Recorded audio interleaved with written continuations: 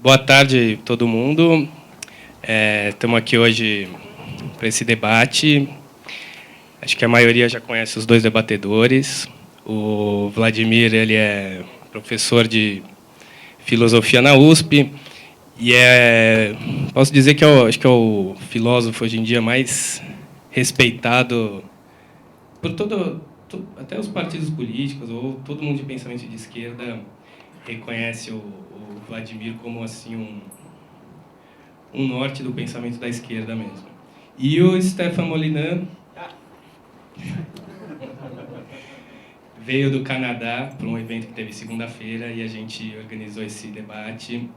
Ele tem umas ideias que a gente pode dizer em muitos pontos opostas ao Vladimir, principalmente quanto à função do Estado, que é o tema do debate. Então, vamos deixar eles conversarem aí e ver se eles conseguem resolver alguma coisa entre eles. O debate vai ser, eles vão em inglês e não vai ter limite de tempo, de número de réplicas, de tréplicas, como alguns debates. Eles vão mais focar nas ideias e vão abordar alguns temas mais focados no Estado e tentar chegar em alguma desavença ou reconhecer algum ponto em comum que eles tenham. Obrigado. Hello. I didn't follow any of that. He could just be saying he's the bold foreigner who will be proven wrong. So thank you so much. I do apologize for doing this in English in a Portuguese-speaking country. I apologize. It is not being a good guest, but I've spent more time learning philosophy than learning Portuguese. So I appreciate your hospitality, and again, I'm sorry. Next time, I will not have learned Portuguese, but I will do it in mime. So this will be better. Did you want to we introduce our colleague and friend here yet? We're ready to introduce. We're ready? So we're ready to start? Yes. Should I start? Okay.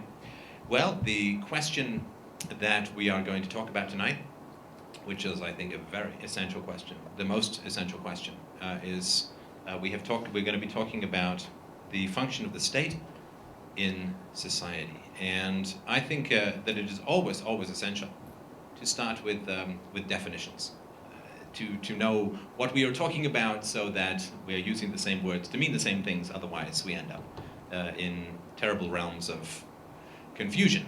So I'm going to start, I assume that unlike Bill Clinton, you know what the means and of, and there's another the. But the other three words, social, function, and state, need to be clarified, for me at least, and if we have disagreements about the definitions, we should resolve those before we continue, otherwise confusion doesn't get solved. But to me, 90% of achieving the truth is all in the definitions, so we'll start with that.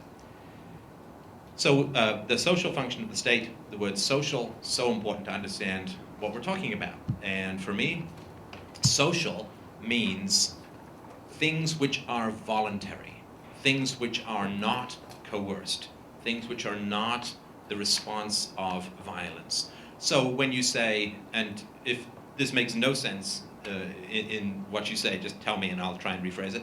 But when I say, I'm having a social engagement, this does not mean I'm going to rob a bank. Does that make sense? If I'm having social tea, this doesn't mean that I'm rounding people up with police dogs and bringing them to my house. So social to me means a voluntary, like I assume everyone here is here by choice, and obviously there's some bribery. My daughter got candy. She's here for candy, but most of you, I hope, are here not because of bribery and threats, but by choice. And so I would like to define the social as that which is voluntary. So, for instance, we don't think that it is a social life if we are in prison. You know, we have interactions with other people, mostly running and hiding and doing whatever we can. But this is not social. Social is that which is chosen. So the social, when I'm talking about the social function of the state, I mean that which is chosen. Function, it's a little thing on your keyboard, but function is something around improving or facilitating to enhance So when we say, that there is a reproductive function to sex, to having sex, and so it is something which facilitates and extends or expands. It's something to do with it either works or it's improving or something like that. So when we talk about the social function of the state, it has to be something that improves or makes better or at least facilitates something being possible. Am I going too fast, too slow? Is this okay? Yeah, is all right? Okay. If people start to, then I'll slow down. But if I go too slow, I start to feel like I'm getting sleepy. So that's your job, to feel sleepy. Now, the state. The state. That is a challenging thing to define. The word means so many things, I'm sure, in Portuguese as well, but I'm going to make a very rigid, rigorous philosophical definition. Now, the state is not a thing. We always use this language, like the state is a person, or the state is a thing. Like I was just reading about in Canada, the state funds, gives money to, builds, the state makes the roads, the state educates the children, like it's, in America they call it Uncle Sam. Do you have a similar phrase here? No? My criminal cousin? No? Okay. So Uncle Sam, they call it in the States. I'm sorry? The not-so-silent partner. The not-so-silent partner, right. I think that's my wife's phrase as well. But the state is not a thing. I had a debate some time back with some people in America, and I said this. I make this argument that the state does not exist. It is not a thing. It is not a person. It is not a rock. It is not a tree. And I got sent a lot of emails, and there were pictures of the White House, and pictures of the Pentagon, and pictures of the Federal Reserve, and pictures of all of the pictures of men, like an army marching, and they say, this is the state. And I said, but that's not the state. This is a white building. This is I guess, a sort of hexagon building. This is another building with big columns. It's got the word Federal Reserve. And this is some men in a green costume. But this is not the state. These are just things and buildings and people and guns. Always with the guns, right? But the state is not a thing. The state is, so what is it? Well, the state, I will argue, or at least make the case, it is a claim that some people make that their use of force is legitimate, is good, is necessary, is moral, is essential for society. You know, we say, oh, well, without a state, terrible, horrible things, and nobody can trade, nobody can raise their children, and motorcycle gangs. Well, it seems you already have them here, just driving all the way down between the cars. That's crazy. We actually saw on the way down, one of them got a little bumped.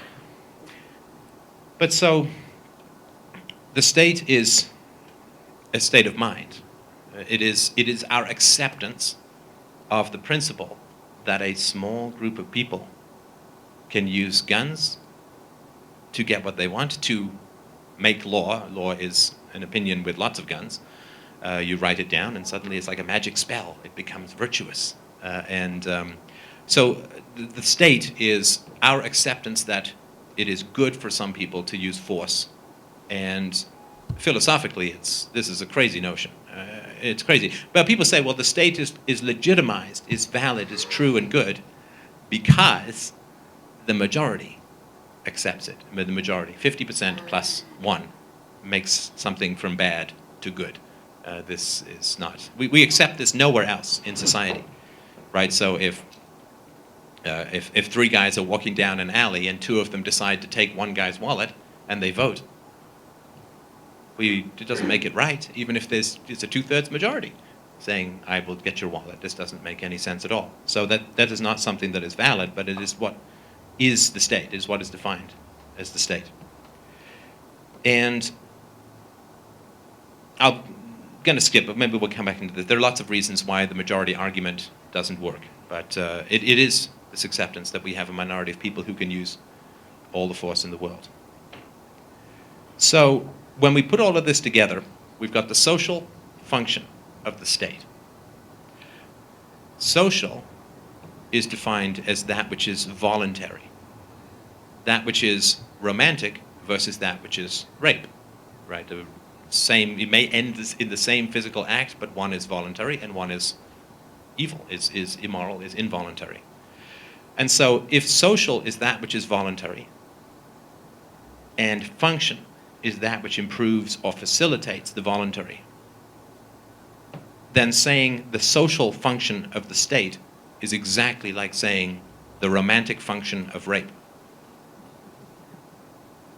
It is an opposite. That which we allow to be coerced is the opposite, logically, morally, commonsensically. That which we allow to be coercive and violent and predatory is the opposite of that which is voluntary. So that not only is there no social function for the state, but whatever functions for the state is the opposite of society. It's the opposite of what is chosen. If you are coerced, that is the opposite of what is chosen. And the last thing that I'll say before allowing you to take down all of these arguments that have been put up is that, we hear, strangely enough, from all the government teachers, we hear that the government reflects the will of the people. Anyone ever hear this?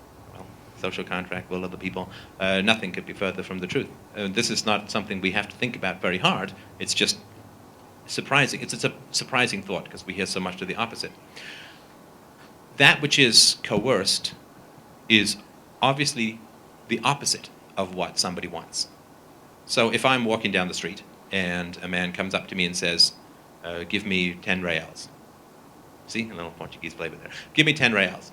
And I say, yeah, okay, here. I won the lottery, I've had a good day, my horse came in. Here you go. Well, that is a choice. He has asked me for money and he has given me. So we know, praxeologically, we know just logically, empirically, that I wanted to give him the money. We don't know if I would have given him the money if he hadn't asked, but that doesn't matter. The reality is he asked me for the 10 reals and I gave him the money. It's choice. But if there is a gun to my ribs, we know that I do not want to give him the money. Or, at the very least, we know that he does not think that I want to give him the money. If you could get 10 reals just by asking without putting a gun to someone's ribs, you would do that because you're not exposing yourself to retaliation, to my ninja moves, or to a possible criminal sentence or anything like that. And so when a gun is in someone's ribs, we know for sure that this is what happens is not what they want, because otherwise there would be no need for the gun. The state initiates force against citizens all the time. All the time. And this is its essence, it is the only agency that has that right.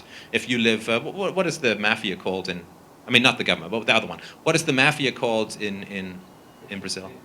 I'm sorry? PCC? Okay. So if you are running a restaurant in the PCC neighborhood and some shady guy comes and says, listen, we're going to need to send you a bill for protection because we don't want something bad to happen to your store, and you give them the money, you give it to them because they're threatening you, but you don't consider this to be moral, necessary, legitimate. It's just something you suffer through, and so, but we know you don't want to give the money voluntarily because there is the threat, of course, and the government uses threats all the time and interferes with the free flow of ideas, of goods, of capital, of choice, of relationships, business relationships, even personal relationships, and this is wrong. So society is that which is voluntary, the state is that which is force, and force is the opposite of civil society. And that's my introductory statement, and I'm happy to hear all the corrections in the world.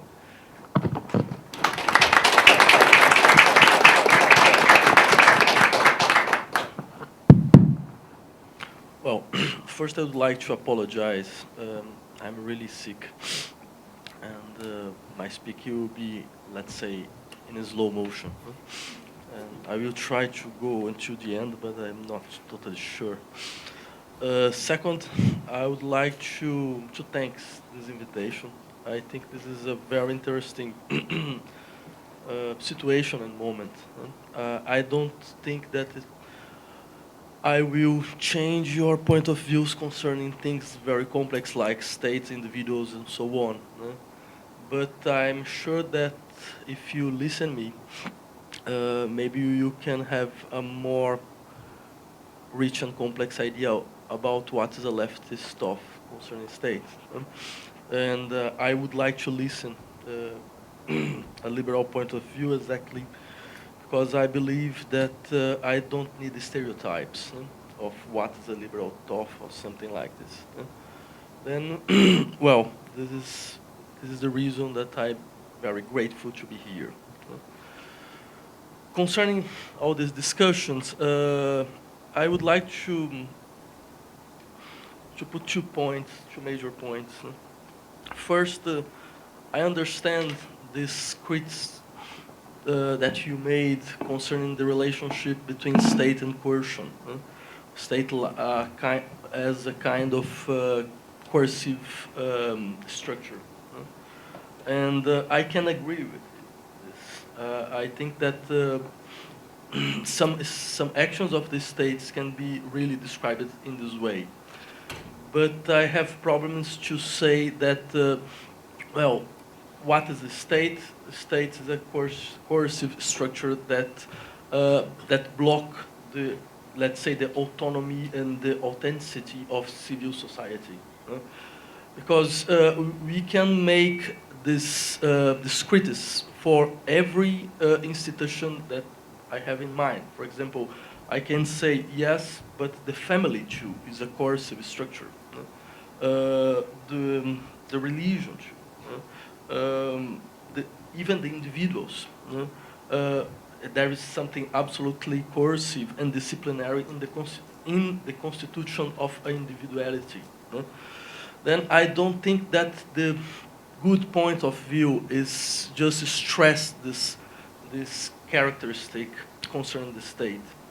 I would like to say that we have in modern thought a very strong essay to think what is a fair state, or if it's possible to say, well, a state could be fair.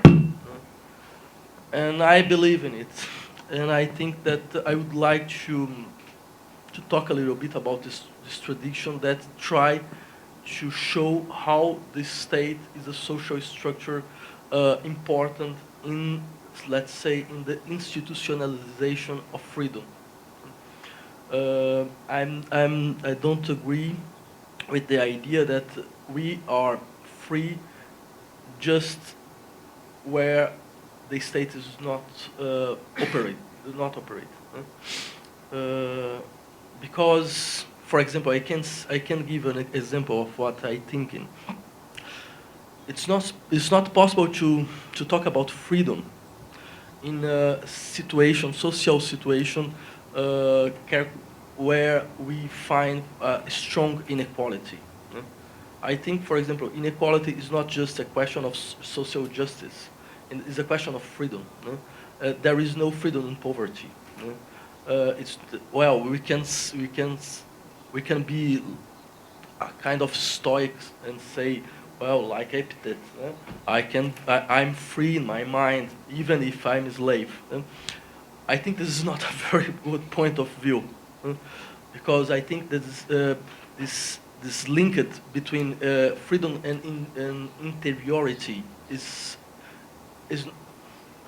there is a strong problems in this view.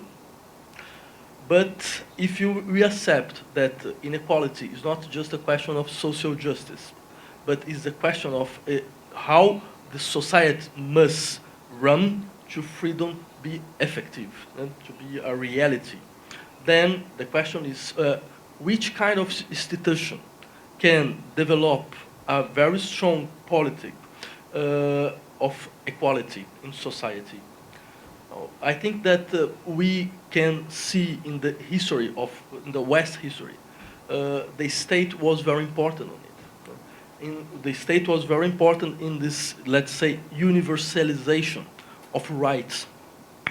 We know, for example, there is a process, a historical process, when some vulnerable part of the society could have, like today, for example, some rights concerning economies, concerning social service and things like this.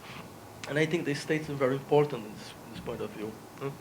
Well, the point that I would like to put is, well, the 2 points. The first is, maybe it's the question to make a difference between what is a state is today and what the state could be. What is a kind of fair state? And second point is, I think that we cannot make a strong distinction between freedom in one side and equality in other side. If you cannot make this distinction, the state is a very important actor in this game.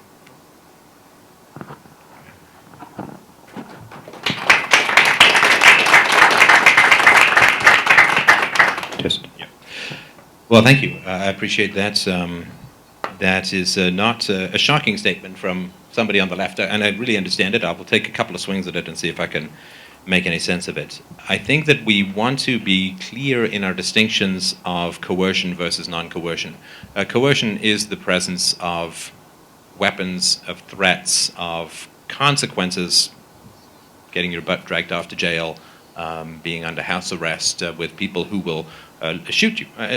All laws come down to the threat of murder. I mean, people stay in jail because if they try to escape, they are killed. I mean, if some guy comes into my house in Canada, I have the right, I'm sure it is here too, some guy kicks in my door, you have the right of self-defense. In other words, if the only way that you can prevent the aggression is to use force, then you use force. And to me, this is morally legitimate. It's unfortunate, you don't want to have it, but you have that right.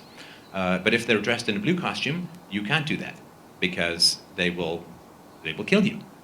If you don't pay your taxes, then you will get a letter, probably quite a nice letter at the beginning, and then the letters will get shorter and less nice, and then you will have a court date, and if you do not show up to the court date, then men will come to your house, and if you attempt to act in self-defense, they will shoot you.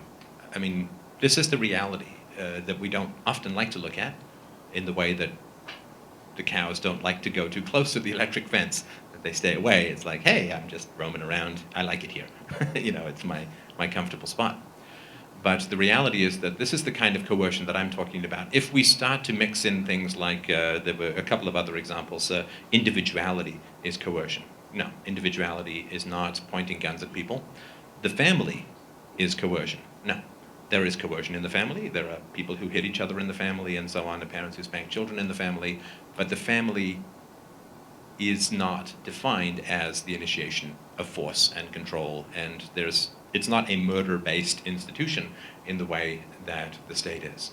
So I think you can say there's manipulation in the family. Now, interestingly enough, and I just want to touch on this very briefly, because I had a great question that I didn't answer, I think, as well as I could have in the talk I gave the other day about religion.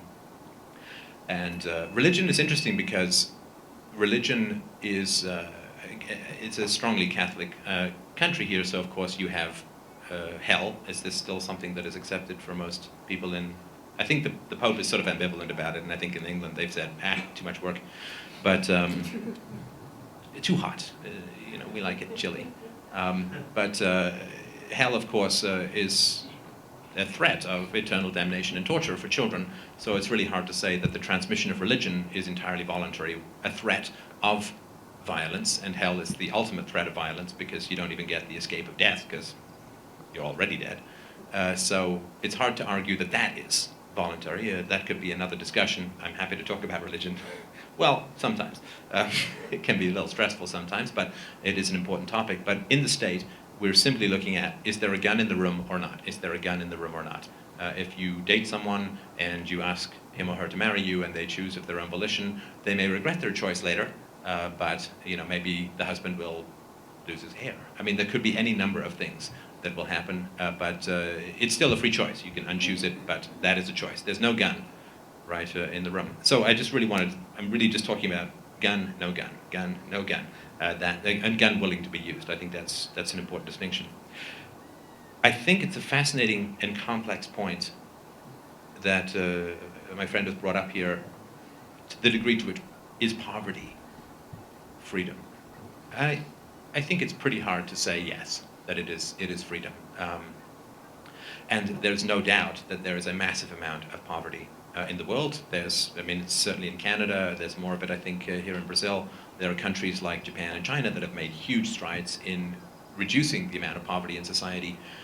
But I think we can all generally accept, I read these studies recently that said, 97% of poor people like under the legal definition of poverty in the US have color TVs, internet, microwaves, 60% of them own their own home, 70% of them have a car, 20% of them have 2 cars. It's what we call poverty now compared to, 400 years ago is I would rather be the poorest person in a Western country than the King of France in the 17th century. It was just, there's much better life, much better opportunities. I think that the more we can give people opportunity and the more we can widen their capacity for choice, the better off they're going to be. What I've seen historically, the argument I'll make is that where you see great inequality, you see the state.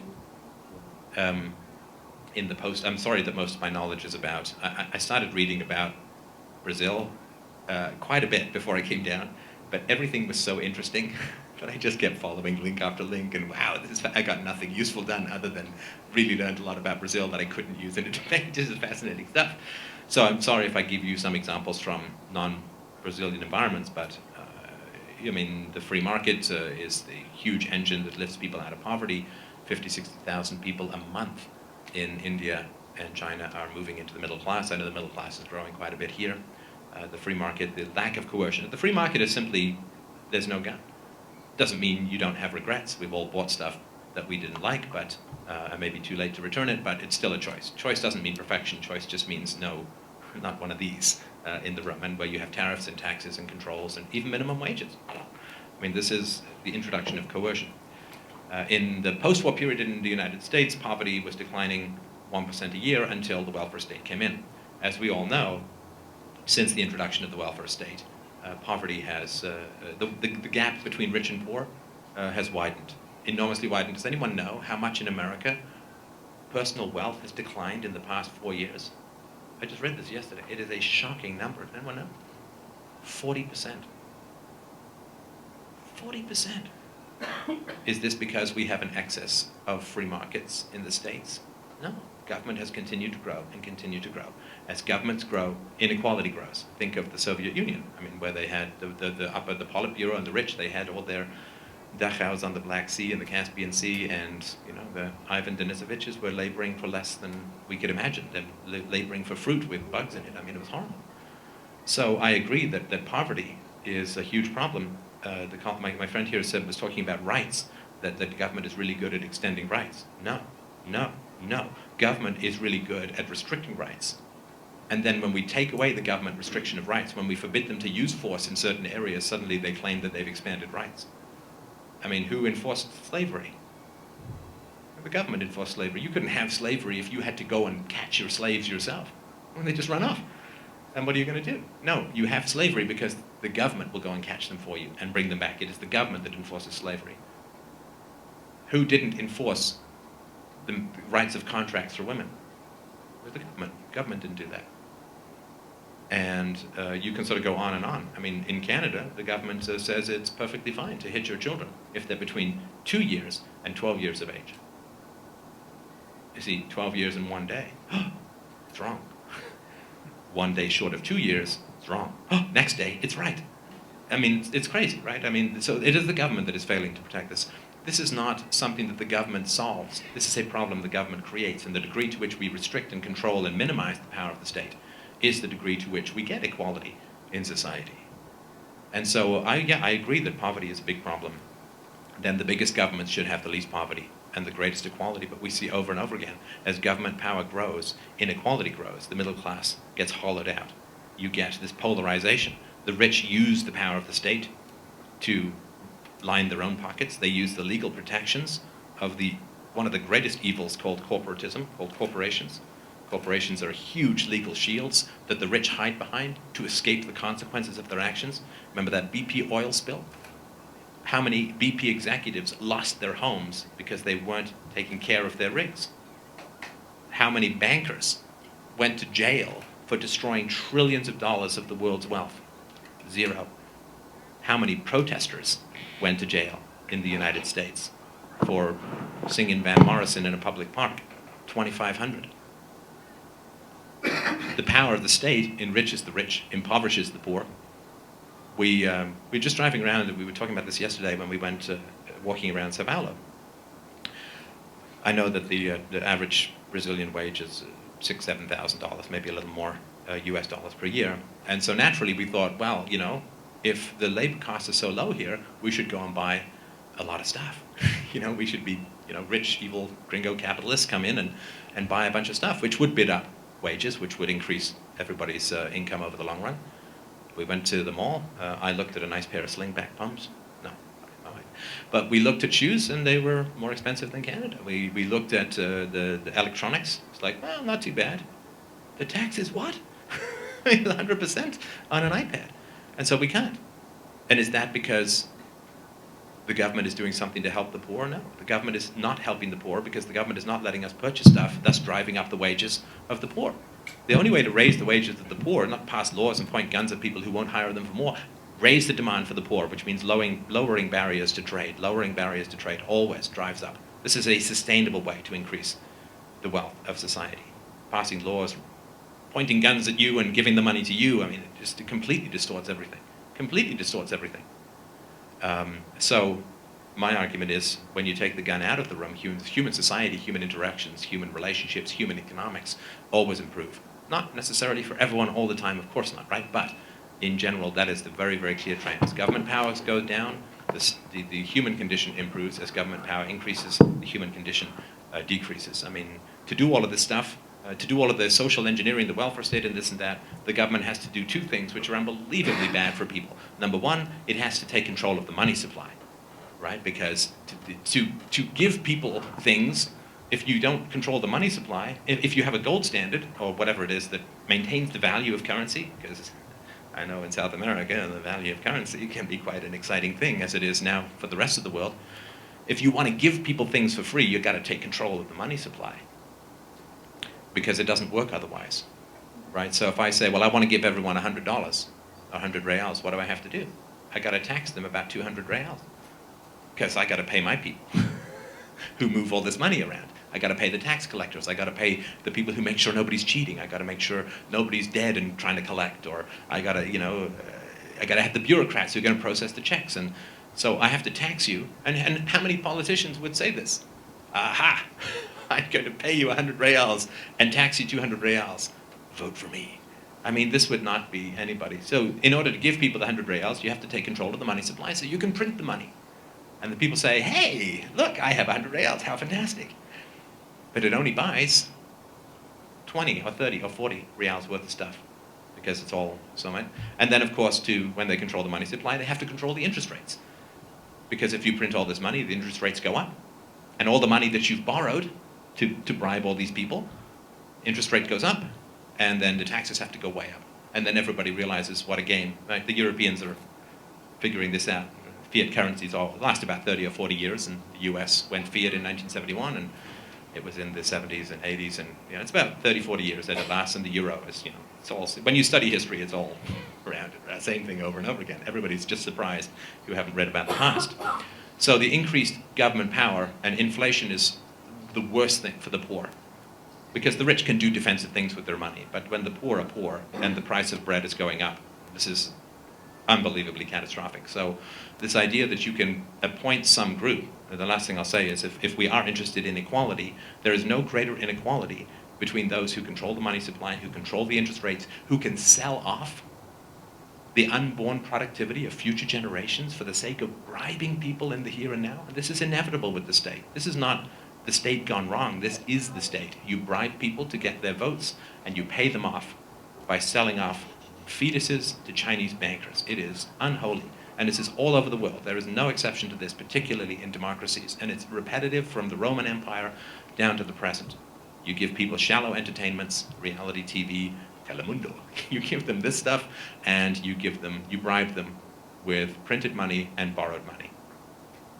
And the power to do that is the greatest inequality. I cannot type whatever I want into my bank account. I've tried. It's a read-only field. Total bummer. But the government can do that. there's no greater power than the power to control money, the power to control interest rates, and the power to sell off the productivity of the unborn. And there is no equality that can come out of that moral and legal and philosophical inequality within society.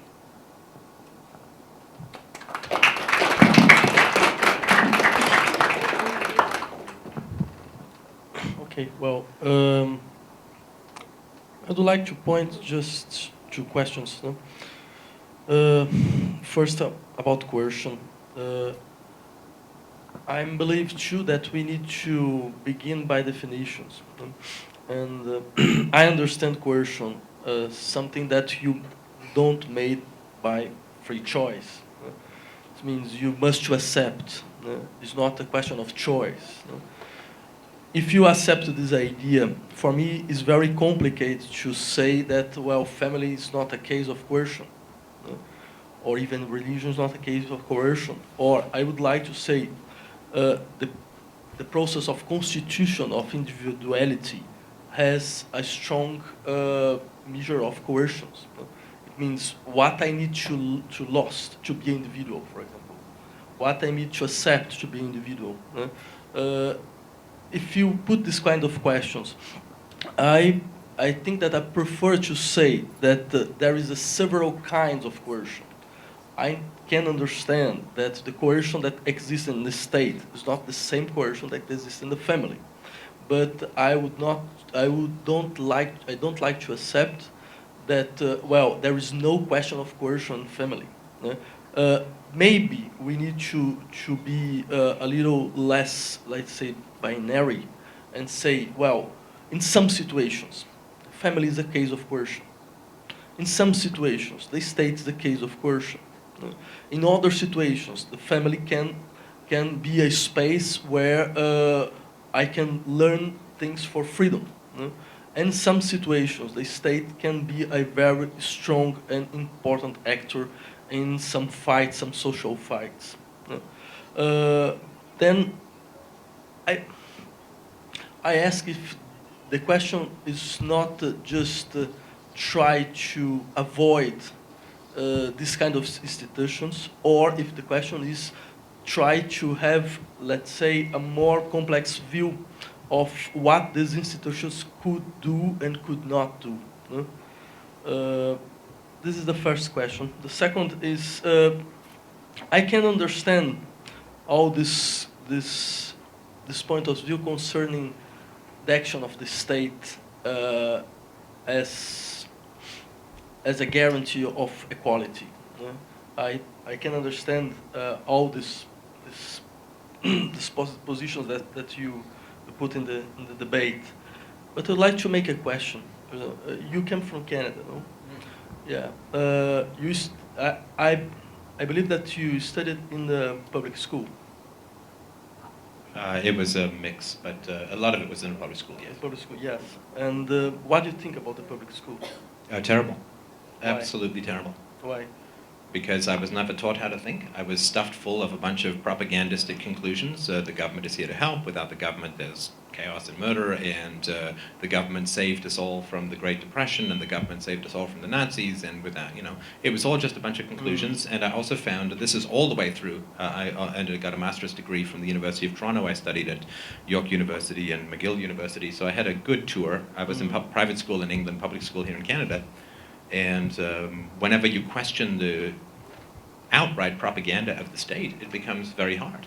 I was just talking about this, I'm sorry, very brief answer, but I was just talking about this with someone at dinner the other night, that there was in graduate school, this woman was in graduate school, she's like, I don't know if I want to continue, because if you're in Canada and you say the Great Depression was caused by the free market, and it was, the effects were ameliorated by the New Deal under Franklin Delano Roosevelt, and then capitalism was saved by World War II.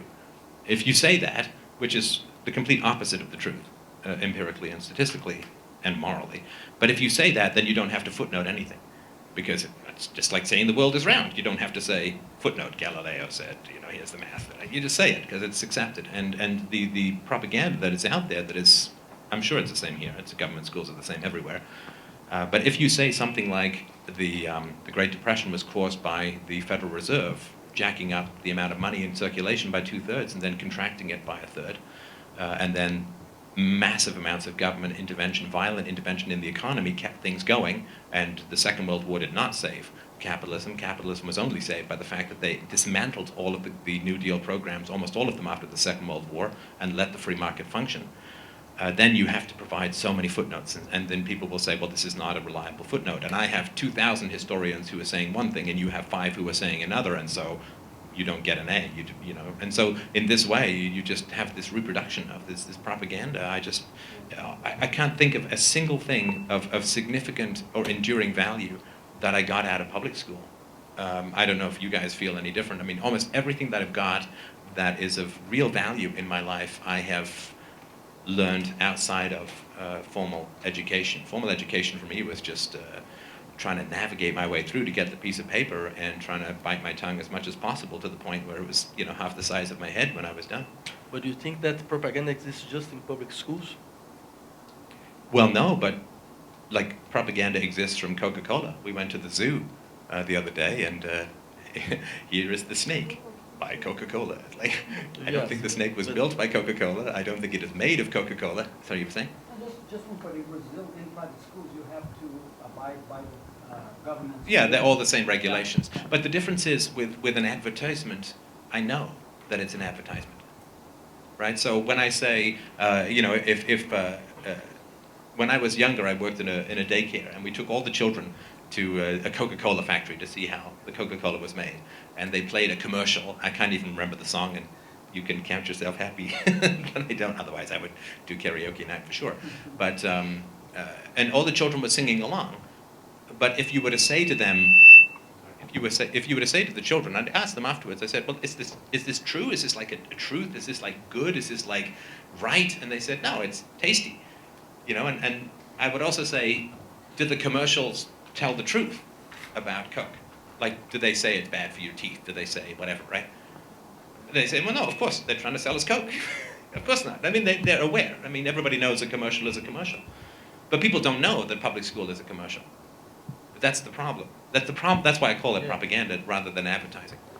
Yeah, but this is very funny because, for example, I always studied in private school.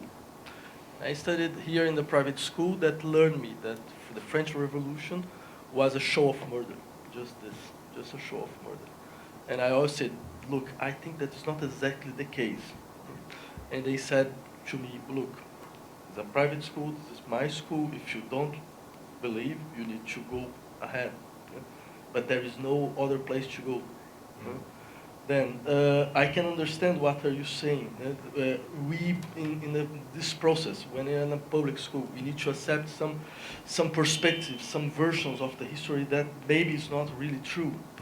But in the public system, nobody can say to you, look, if you are not agree, go ahead. You can discuss. But if you are just in the private system, you know, for example, it's the same thing if you were working for a private company. The people say, well, this is our values. If you don't believe in it, you need to go ahead. Okay, I mean, I obviously can't speak to your education. I grew up and I went to a private boarding school in England. And I can tell you for sure that the private boarding school in England was heavily influenced by the existence of the state, and in particular the aristocracy. Private schools are there for the children. Let me be completely broad brush strokes. Private schools are there for the education of the elite in order to have them run the society that exists. Not to create a new society, not to challenge the tenets of that society, but to step into the leadership roles of the society that exists.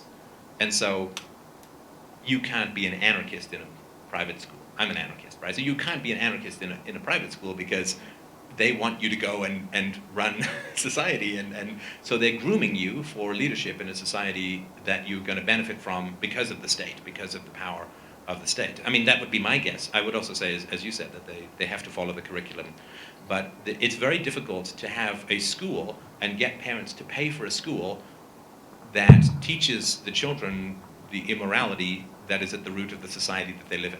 It's like, give me $10,000 a year so that I can make your children very uncomfortable in the society that they live in.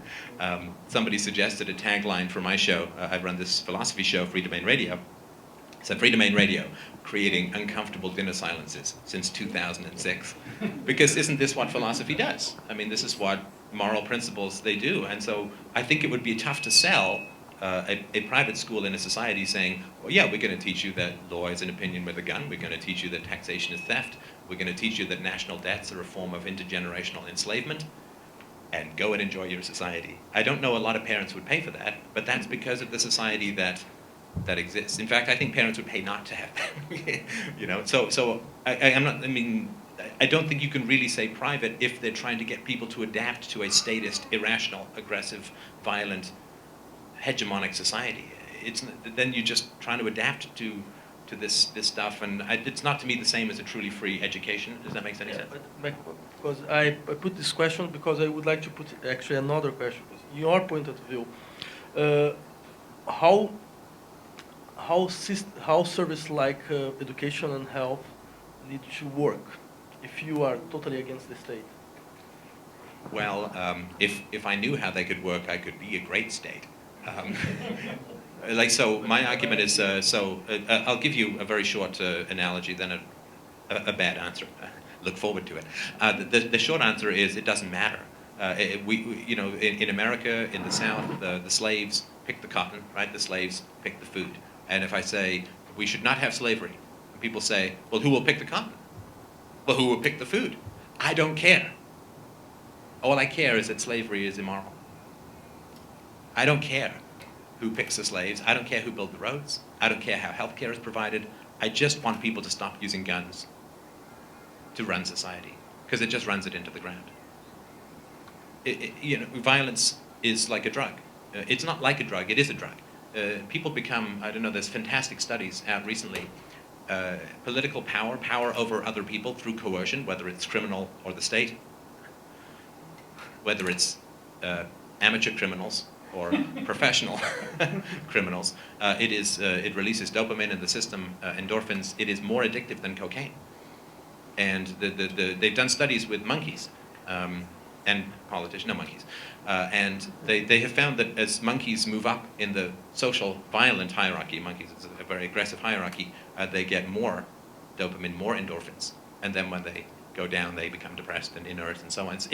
Political power is incredibly addictive. It is why we have people who are drug addicts fighting the war on drugs. It's ridiculous, right?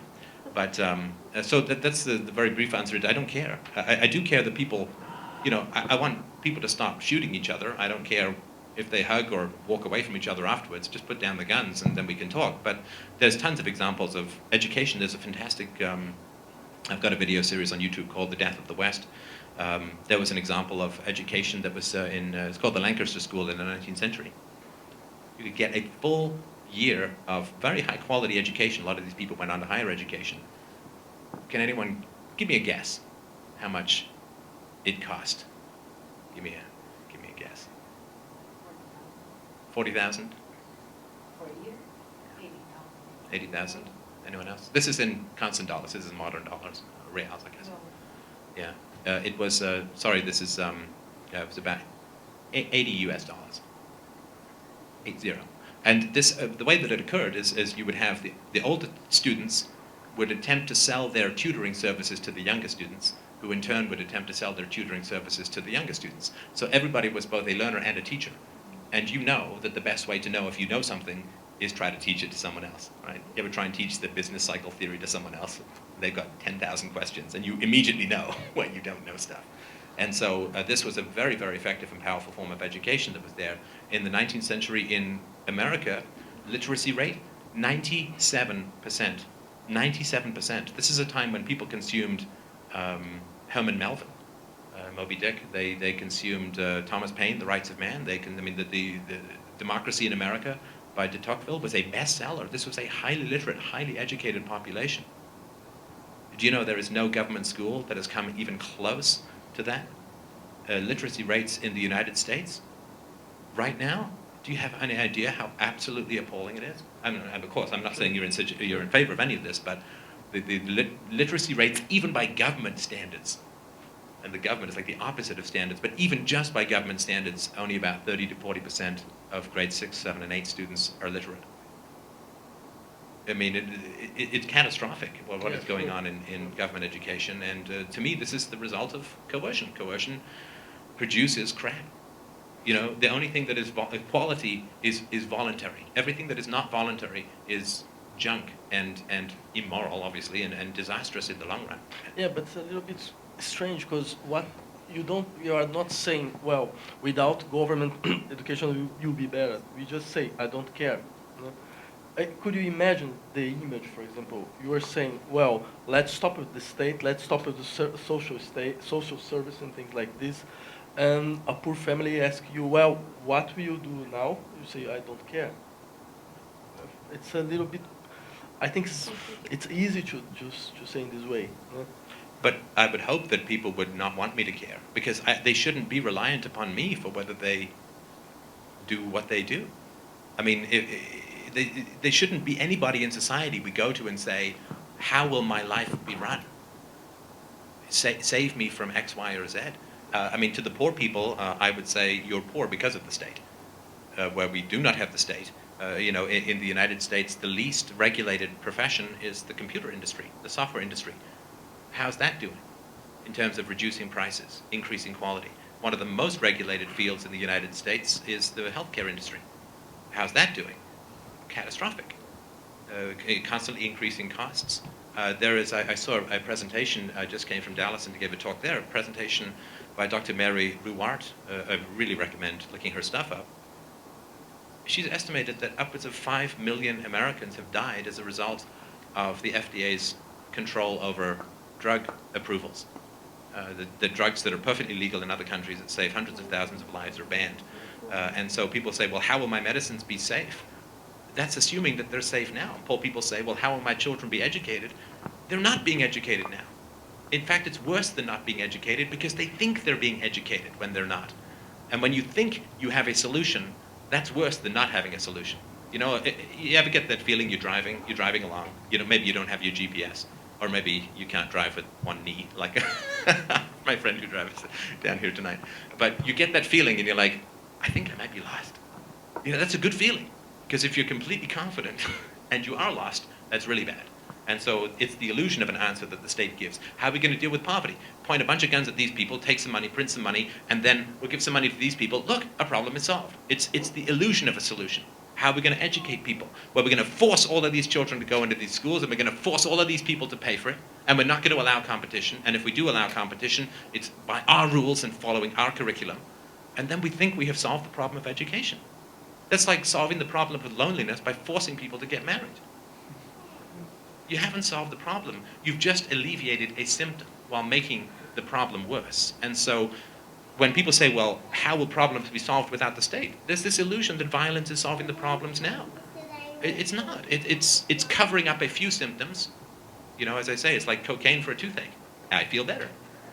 But my tooth is only getting worse. And when it wears off, right, when we run out of money, when we can't pay our debts, when Greece, Greeks at the moment are taking $1 billion out of the bank every day because they're terrified of what is going to happen. Americans relied on the government to solve social problems. They have a $15 trillion debt, close to $100 trillion of unfunded liabilities. They just lost 40% of their wealth in 4 years. Was the government not big enough? It's the biggest government the world has ever seen. The United States government is the largest, most wealthy, most powerful government the world has ever seen. How's it going? Sorry? No, this is very funny because for me it's funny to listen to this kind of perspective. Because, for example, when you... Funny, haha? Yeah, no. Funny, unexpected, let's say.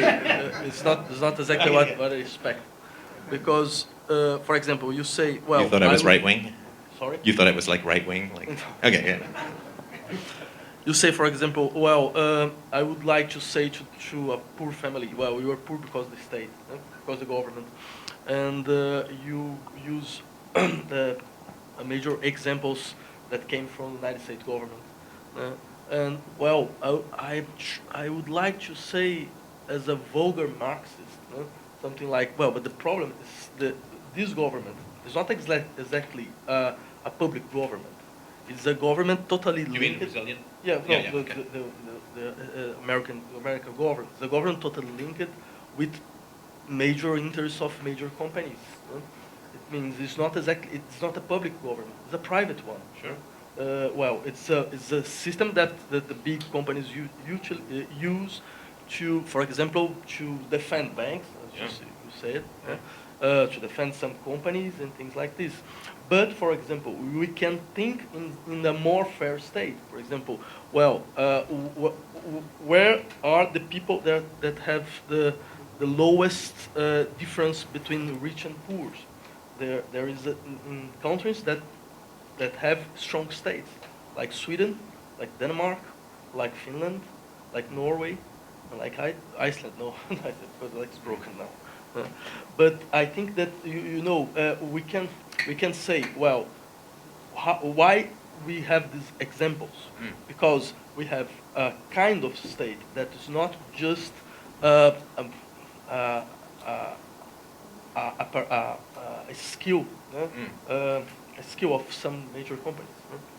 Yeah, I mean, this phrase in economics is called regulatory capture, which means that when you know this, but for those who don't, it's you're a bank and the government has the power to regulate you, and so you give a lot of money to politicians and you make sure that you get to write the legislation. I mean, the Obamacare, certainly the pharmaceutical aspects of it, were written by the pharmaceutical industry. I mean, they pay massive amounts of money and they give tens or hundreds of millions of dollars through various means to candidates. And of course, the regulators, if you are, let's say you're doing an MBA in finance, and you're like the top 1% of your class, do you say, I can't wait to get a job at the SEC, because they pay like $70,000 a year? No, you go and you create these crazy financial instruments that manipulate fiat currency, make you rich, and destroy the world. And so this is true statistically. The dumber people go into regulations. I mean, dumber relative to, and the really smart people go in the industries, and so they can't keep up. I mean, it's just an intelligence differentiation. Regulatory capture is a huge problem. Now, the Scandinavian examples, I mean, it's a long conversation, and we don't have to bore everyone, but my fundamental question is, are they in debt? And of course they're in debt. And so it's sort of like, you get up and you go to work every day. And I know, but because every country in the world has a government. So every country in the world is in debt. But it's like you get up and you go to work every day, and there are times when you don't want to go to work. You got a headache or whatever, right? Didn't sleep well. And then your neighbor is just sitting there, with a big cigar, a mojito, 8 o'clock in the morning. Can you believe it, right? And you're like, man, I'm a sucker. This guy's got it made. But all he's doing is living off his credit card, and it's going to crash. And so we can always find some government, they seem to be doing much better. I mean, their inequality is lower and so on. Yeah, of course, because they're going into debt.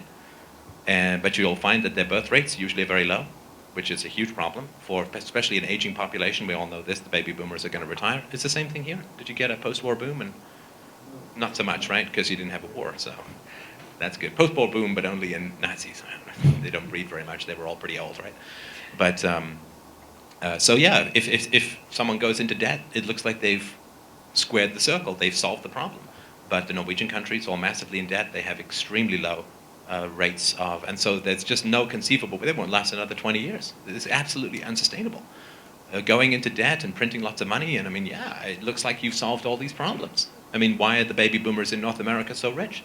Because the government paid for all the stuff they should have paid for, like roads, like healthcare, all the stuff was very cheap, was very free. They didn't have to pay for their aged parents because of Social Security. And so they got to save all this money for stuff they should have otherwise bought. And so they got all this money now, and they expect to get all this retirement money, but there's nothing in the bank, so all they're doing is feeding off the young, who are the poorest generation that has come along in a while. I mean, it's brutal. So yeah, I mean, it's no question you can find some state of society that seems to be doing okay, but the big question is, what's their per capita debt? What's their population bulge? I mean, this is just demographics and finances. If it's unsustainable, what's going to change? I mean, none of the state of societies. Canada has a higher per capita debt than Greece. This is not good company to be in. Now, we have some natural resources, and Greece has fewer, but, I mean, it's all completely unsustainable. And it wasn't sold to us as unsustainable. It wasn't like, hey, let's have a spending and bribing orgy, and we'll make lots of money, and then we'll stiff the next generation with the bill. It was sold as this was going to be sustainable. This was going to reduce costs. This wasn't going to be a problem. And so the people who founded the system were either fools or liars. Not that you can't be both. But, yeah, you can find some country that's working out, but if it's got a small birth rate, an aging population, and dead, it's just a matter of time. Yeah, but what can guarantee you that a society without state will be better than a society that we know? You know, what can, let's say you end slavery, how can you, let's say we're the first people to talk about ending slavery, we'll go back 400 years. We're the first crazy Quakers to talk about ending slavery, and people will say, well, how can you guarantee me that a non-slave owning society will be better? Show me an example of a non-slave owning society in the past. We say, well, we can't, because we're talking about it for the first time. But I think that this comparison is not a very good one. It means you compare, for example, the slavery system with let's say, well, a democratic system. Well, at least the slaves could run away. I mean, what are you young people going to do when the debt comes, right? I mean, there's no place you can go. The slaves had an underground, understand, I'm not saying that everyone here is exactly the same as an American slave. I'm just saying that the analogy is not completely outlandish. I mean, what is the per capita debt in Brazil at the moment? Anybody know? Yeah, like per capita debt, national debt. 2 trillion divided by 200. Oh, please don't make me do this. Let me take my shoes off and count my toes. There is $2 one trillion third of GDP. 2 dollars? trillion reais divided by 200. And this is just current debt, unfunded liabilities, promises to people made for healthcare, for old age pensions, for this probably. That's the funded one. This is funded. Okay, so but it's going to be pretty significant, and I mean, we have no right to sell off the unborn. We just don't. I mean, national debts are unbelievably immoral, and it is a form of enslavement. To be born into a system where you are loaded with tens or hundreds of thousands of reals of debt is a form of economic enslavement. It is an exploitation of the unborn, which is even worse than the exploitation of the workers. With the workers, at least they can maybe vote, or they can go to another country, or they can start a business, or they can start a union, which would be great. I mean, they can do all of these things, but the unborn have absolutely no say. To be born into debt is unbelievably unholy, and this is the case for all governments around the world. They're just selling off the unborn for the sake of bribing voters in the present. And if it's that universal, we've got to ask if there's something wrong with the system as a whole. If every single government is doing exactly the same immorality, at some point we have to say it's something wrong with the system as a whole.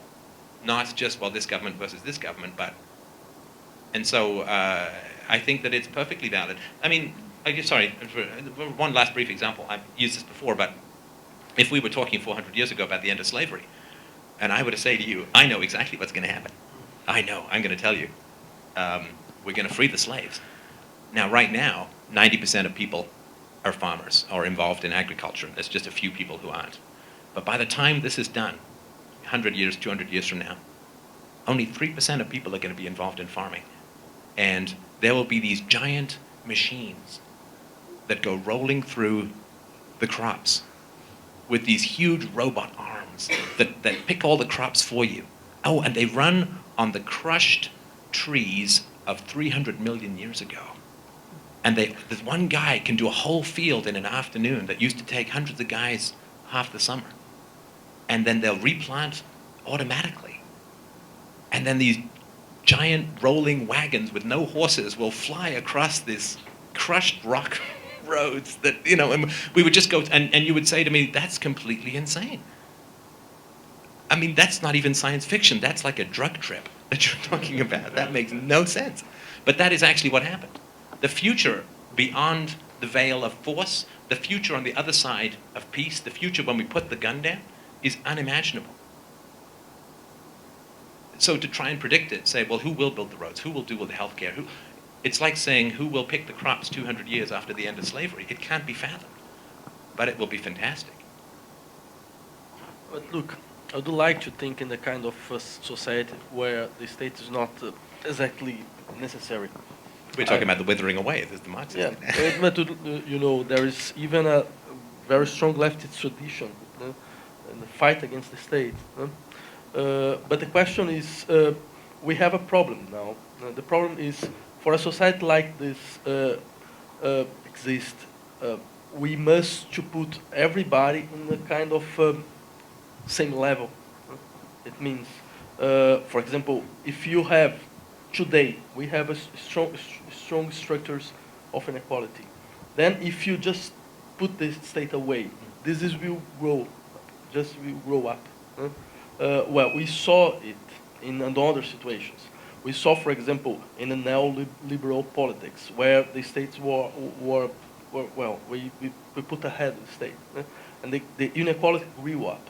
Okay, sorry, but what examples of this? Well, England, as an example, inequality in England grew up in the 80s and 90s. For example, I remember the numbers. In 1970, the 1% more rich in England had something like 2.3 of the income of the country. Today they have 5.3, and in 230 they must have something like 40%. It means our historical experience is not a very good one. This is the question. I could accept your idea that we must to give the responsibility to individuals, but what we say until today, what you see until today, is not really good. No, it's not. Okay, yeah, that's a great point. So if I want to make sure I understand the argument, so when we've seen situations where there is some restriction in the size and power of the state, or maybe even a diminishment, that you get increased inequality. You can look at what happened in Reagan's America, where they cut taxes and so on, Thatcher's England and so on, where there is a shrinkage in the state caused by a rise in inequality. But two arguments. It doesn't matter if you cut taxes, it matters if you cut spending. The problem with Thatcher and Reagan is that they cut taxes without cutting spending, which means that they just run into debt. And when you run into debt, you have to go borrow money. Now, the government doesn't come to us, right? When it needs $10 trillion, right? It doesn't come to you and I, say, listen, with the change jar, listen, can you chip in a little because we need 100 billion reals to cover the budget? No, they go to the monster capitalist. Can I say a nasty word now? They go to the monster capitalist people who aren't very nice, with holes. And they go to those people, and then those people give them money to cover up, and then they end up paying a lot of money back to those people, right? You know the income tax in America? Does everybody know where the money goes from the income tax? All the income tax in America goes where? Does it go to social services? Does it go to roads? Does it go to hospitals, police? Just goes to pay interest on the debt. It doesn't even go to pay the debt.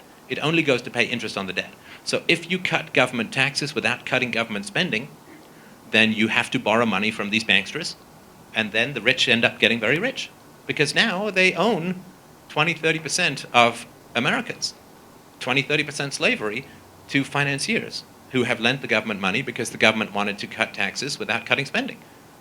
And when you cut taxes, of course, you proportionally benefit the rich because the rich pay more in taxes, and so this is not a good way to solve the problem of the state. That's the first thing. The second argument I would make is I always find it fascinating to look at these patterns. Look at the Roman Empire at the very beginning, very small government relative to the end. To the end, it was just another fascist dictatorship. But at the beginning of the Roman Empire, what did they get so wealthy from? From free trade and a small government. Look at the beginning of the American government. Okay, sorry about women, sorry about slaves, but looking at, and it's not small, it is big important issues, but if you look at the size of the government and the degree of control it had over trade, it was tiny. No income tax, no sales tax. You could go and do whatever you wanted. Go be a doctor, go be a plumber, go be a lawyer. You didn't have to have all these licenses, there no tariffs, a few tariffs, but there was nothing. And it grew unbelievably. It grew unbelievably in terms of its economy without rising prices. Do you know that the average price of commodities at the end of the 19th century in America was lower than at the beginning? I mean, we just used to prices going up, right? It's cheaper at the end than at the beginning. But the British Empire, England, how did it become a world power? Because England was the first country to institute free trade with other countries in the 18th century, 17th century. I believe it or not, I've read these books. It's amazing. There's incredible arguments that they made for free trade, saying it was going to be incredibly beneficial. So they freed up the corn laws, reduced agricultural subsidies and controls. None of this stuff is new. But what happens? The Roman Empire has free trade, and it has great transportation and a small government. So you get a lot of wealth. And what does the government do when it sees a lot of wealth in society? It starts to raise your taxes, right? Freedom breeds tyranny. As long as you have a government, when you have a small government, you will get a large government. It is food for cancer. Freedom is food for the cancer of the state. The British Empire, free trade, lots of wealth, massive growth in taxation. America went from the very smallest government that had ever been conceived of in the history of our species to the very largest government that has ever existed, or could even have been imagined in the history of our species. And so my concern is that, yeah, if you shrink government, what you're doing is you're creating a huge amount of potential energy and potential wealth that the government starts to tax. When the citizens become more wealthy, the government uses that wealth as collateral to borrow and enslave and indebt the next generation. As long as you have a government, whatever you do to compress that government, if you're not compressing it to nothing,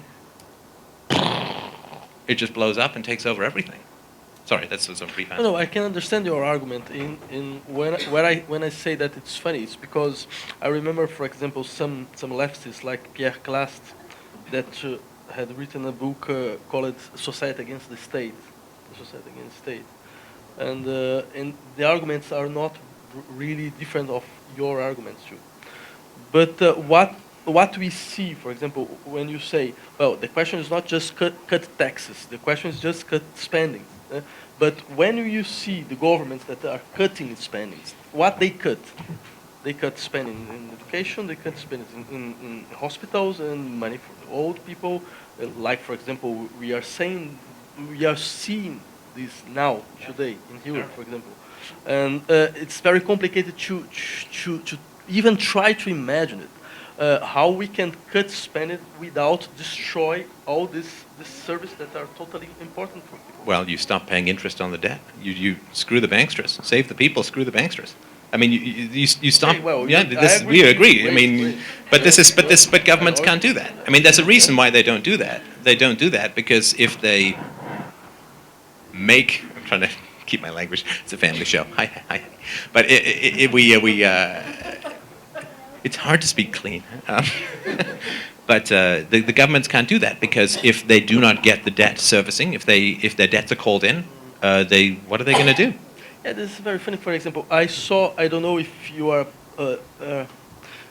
what you think about, for example, this Republican candidate, Ron Paul. Oh, Ron Paul? Like hugely dangerous, in my opinion. Okay. Yeah, hugely dangerous. No, because it was the only that... Cool? Yeah. He's a cool guy. A doctor, a politician, Austrian economics guy, but... sorry, just if you... No, because he was the only that says something like what you're saying. Yes, well, I have some issues. He believes in states' rights, because this government, really bad. This government, really good. I mean, this just doesn't mean... this cancer's bad, but this local cancer, it's good. It's healthy. But, I mean, I think for Ron Paul, first of all, I mean, he's very religious, and I think that's a problem. I mean, if you're looking for rational, consistent thought. But I think the great danger of Ron Paul, imagine, the way I sort of view it is you're second in command on the Titanic.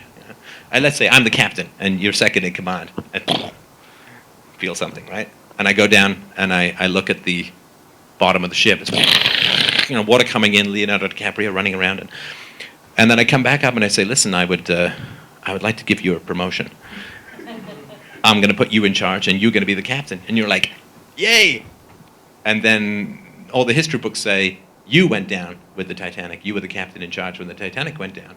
If you are into freedom, you stay away from this Hindenburg at the moment, because if Ron Paul got elected, I mean, the system can't sustain itself no matter what anybody does now. I mean, we're just trying to find ways to get to the next thing after this thing stops. But all people would remember is, you remember that libertarian who got in, Ron Paul? Well, when he got in, all the spending got cut, and people were out rioting in the streets, and remember what libertarian is? I mean, they're still blaming the Great Depression on the free market. I mean, this would kill freedom philosophy for 1,000 years if this guy got in power, because it would take that long to get over. I mean, he's a well-meaning guy, a nice guy, smart guy, but stay away from that Titanic right now. You can only have credibility if you're not in charge when the thing goes down, I think. That's why I'm not president. Yeah. Yeah, if you feel that bump, you start edging towards the lifeboats and save as many people as you can. Do we have any questions from the brains of the outfit out there? Concerning Ron Paul, but then you say it doesn't have a formula to fix the things. Libertarian ideas only goes well when the system, when you are in the cruise mode, when you hit a rock doesn't work? Well, if let's say that Ron Paul got in, he would have to be prepared to use force. He would have to, because he would be cutting a huge amount of social spending. I think that's irresponsible. I think people are dependent on the system. I don't think you can just change society in that fashion. But he would have to be prepared to use force. So he would try and privatize schools, or maybe, I mean, I know that's not directly, but he would try and privatize stuff or cut spending. People would go out in the streets, they would riot. He would have to bring out the police, he'd have to bring out rubber bullets, he'd have to bring out the National Guard. You'd see blood on the streets. I mean, this is what happens. I mean, in Quebec, they're talking about raising tuition about $150 a year in a province in Canada, just trying to get it back to how much they used to pay in 1960. And there have been riots and deaths. I mean, in Wisconsin, they're talking about asking people to pay a few percentage points of their retirement benefits, and you have riots and death and recall elections. People are not philosophically ready for a free society. They can't even conceive of it as a free society, of a non-violent society. So yeah, if Ron Paul were to get in, he would have to use force. Now let's say he was willing to use force, and let's say by all miracles he achieved his goals, and we collapsed the state back down to 10% of its current size. You would see a huge explosion of wealth in society, lifting the poor, as statistically happened after the Second World War, when the free market was relatively free. Poverty was declining 1% every year, and then the welfare state went in and it stopped declining, and now it's increasing again. But all that would happen is if he got what he wanted, we'd collapse the state back down, there'd be a huge growth in revenue, in income, and people would be making $100,000, $200,000 a year. What would the government do? Money, money, money, tax, tax, tax, collateral. And so the government would simply grow even bigger than it had before. And I don't think this can go on forever. And eventually the government's going to get so big and technology will get so advanced that we simply won't be able to fight it anymore. So I don't think this process can go on forever. Does that, I think I may have answered your question. Is that anywhere close? Or I don't want to say, when I say I've answered your question, I don't mean that, that's the final, I'm just saying that's my answer. Yeah, I think that Ron Paul's program, he wouldn't cut the social security or things like that for people that are dependent on the system. He would cut more in the military and war on drugs, things like that. Well, at least from what I remember, he wouldn't cut those social stuff immediately. He would do the transition process. Yes, no, I understand. Yeah, I'm not saying that he'd like old people on the streets, but I mean, it's really tough to cut spending in a social welfare system because let's say he fires a whole bunch of people from the military, well, they just go on unemployment insurance. He hasn't actually saved any money. Yeah, but when you unregulate the economy, then you have more jobs and you put out the regulations. So I think there could be a transition. I agree with you that if we maybe shrink the size of the state, then they would use that wealthy and maybe to buy a new technology, people would get into the government and control. Yeah, I mean, more, where he would have the most luck, and I think where he would have the best chance, would be to get rid of regulations, right? To get rid of barriers to entry. If we want to help the poor, we want to make sure the poor can very easily become skilled people, right? So if it takes you 7 years of staring at some other guy fixing toilets to become a plumber, that's a huge barrier for the poor. We want to make sure, hey, you want to be a plumber? Go be a plumber. I don't care, I mean, if you blow up people's toilets, they'll be upset with you and you won't be a very good plumber anymore. But, go be a plumber, just reduce the barriers to entry. I mean, there's places in the States, you have to have a license to be a flower arranger. Because, if you put that rose next to the tulip, right? So I think in that instance, if he's about breaking down regulations, but the problem, of course, is that whenever you try to break down restrictions and regulations, everyone who's benefiting from it goes insane. Right? I mean, the sugar tariffs, just tiny examples, sugar tariffs make people millions of dollars every year by restricting imports of sugar. And so it raises the price of sugar in the US to the point where they end up putting this god-awful stuff, fructose, glucose, everywhere because it's not regulated. And so people get fat and it's all these terrible things that happen. But the reason that these things go on decade after decade after decade is that, as you know, if you try to cut sugar subsidies, then every consumer has like $20 worth of incentive because that's how much it costs each consumer a year, 20 or 30 bucks.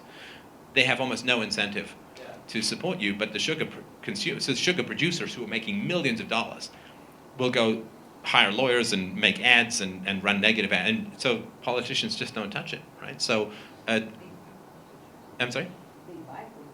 Yeah, they buy. So yeah, whenever you have this it's called rent seeking, right? Whenever you have this regulatory control, the people who benefit from it will just go destroy your political career if you try and take away their unjust money, and it's this huge balance. So I don't know what would happen in that situation, but I think it's a lot easier to talk about cutting regulations than achieving it. But that's a great point for clarity. Thank you. Question for Vladimir. You seem to think, I understood that you think that you need to achieve certain society's goals or equality or something like that, and for that you would,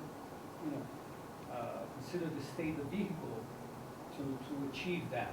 But if you agree to the principle that the state is aggressing, either tacitly or very clearly so, would you still be willing to defend that aggression to solve society's problems through aggression? The question is, I don't believe that the state is just aggressive against people. No? I think that there's a kind of ambivalence in some political state politics. No? For example, I can accept that some state politics are very aggressive because they are made by exactly special interest, something like this. But for example, I can identify some kind of politics, state politics that are benefit for people. For example, that's some kind. For example, we have problems concerning trustees. Well, if you don't have some kind of power that could break some trustees, even the idea of a free market is finished. Then, but the question is, who can do this? Which kind of power can do this? For example, we have our Brazilian economy. We have a very good example here. You refer to antitrust? For example, antitrust laws. And we have our economy is a totally trustee economy. Every sector is made by 2 or 3 companies.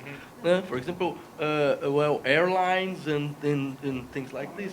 But you could say, well, but these companies, they are in the state.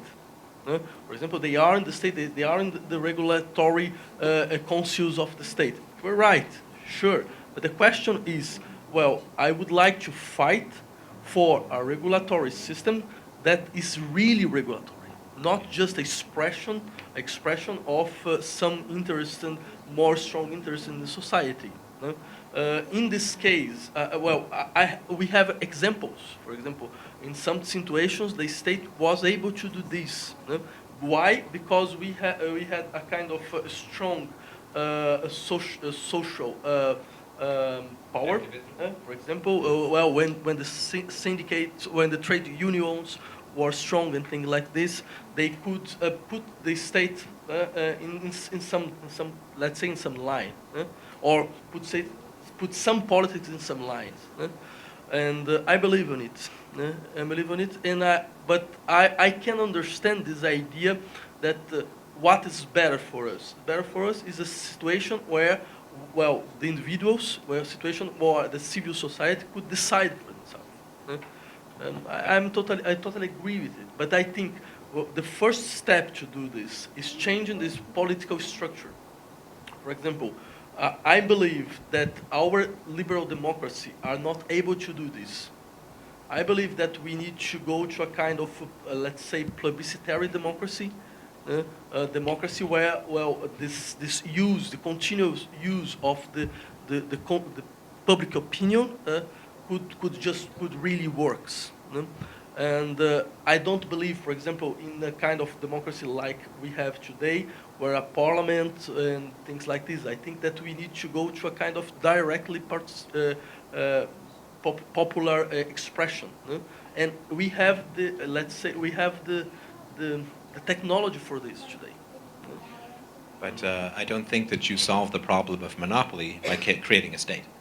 But I don't think you solve the problem of monopoly Yes. by creating a state, because a state is a monopoly.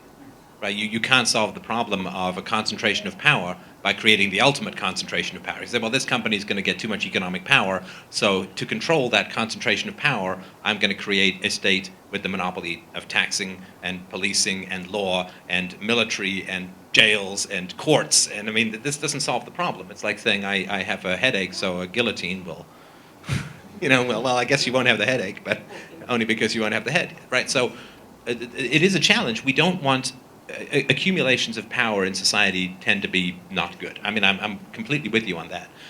But the only in a free market, again, this is a future fantasy, but in a free market, you can only become economically powerful or significant by pleasing your customers. Because you can't use the government to force people to buy your product or to force, like Microsoft has these monopoly patents. I mean, monopoly patents is just another form of government. It's just wretched, these things. And Apple has them too. And all you have now is companies fighting each other over patents. And it's just, there's a term for it, a patent troll. Somebody just buys up patents and sits on them so they can sue people. I mean, this is crippling for the industry as a whole. And so the best way to avoid a concentration of power is, first of all, not build a state, because that has a concentration of power that is then used by everybody else to enhance their own economic power, to have a completely free market. Because, and let's say that you are in the 19th century, you have a monopoly on horses and carriages. Let's just say it's a free market. You build the best stuff. But then people don't like you or whatever. Well, then the car comes along and the horse and carriage is done. Or let's say you have a monopoly on the telephone. Well, somebody comes along and invents the internet. Or you have a monopoly. There's always something new that comes along and breaks up a monopoly. To my knowledge, and I've studied this extensively, though not exhaustively, there's never been an example of a free market monopoly. To my knowledge, without using state power, without using state coercion. This is also true that there's no example in history of customers complaining about a monopoly. Because a monopoly is only a monopoly because it's pleasing the customers. The only people who bring complaints about a monopoly, who drive the regulatory process, the Sherman Antitrust Act and all the regulations that are supposed to break up monopolies, anyone guess who complains about a monopoly? It's the other companies who can't compete. It's never the customers. The customers never phone up the government. They never write to the government and say, I don't like this company. Well, I did this. But you can't drive policy, right? I mean, there are some people who write. And what the companies you're talking about, did they have state control, power, protection? For the company, airline companies and things like this. Do they not have state contraction or control? Yeah. They are totally. State, quasi-fascistic corporate, right? Yeah, but I mean, historically, it's not a letter-writing campaign from the public in the free market that creates these antitrust. It's the other companies. Adam Smith said he's right. Businessmen never get together for more than 5 minutes without hatching a conspiracy against the public, and that's very true. But it's very hard to get that conspiracy into effect unless you can control the government, which is what companies first want to do. I mean, if you create the government to protect you from the rich aren't stupid. What's the first thing they do? Let's get control of the government, and that way we can completely eliminate alternate solutions. So, I mean, it's tempting. I mean, I get it. I mean, it's really tempting to say, that old saying, when all you have is a hammer, everything looks like a nail. We've got a problem in society. We've got this big government, so let's have the government solve it. We've got a problem with, I mean, nobody ever talks about how, I think it was Rockefeller who had Standard Oil, right? Nobody ever talks about how Rockefeller saved the whales. Anybody know that? It's interesting. You never hear about this. It's counted, but before he made the price of kerosene come down like 90%. He was an incredibly efficient capitalist in a good way. And before, did anyone know what they used before kerosene? Whale oil. I mean, the whales were almost done. Capitalism saves the whales. I mean, it's a funny thing. You don't hear about this. And then, of course, government takes over giving licenses to hunt whales, and the whales are almost gone. And in Brazil, the antitrust proceedings, the government runs questionnaires to the suppliers, the company clients, and the competitors. So that's how it works. Yeah, and the competitors always want the government to break up.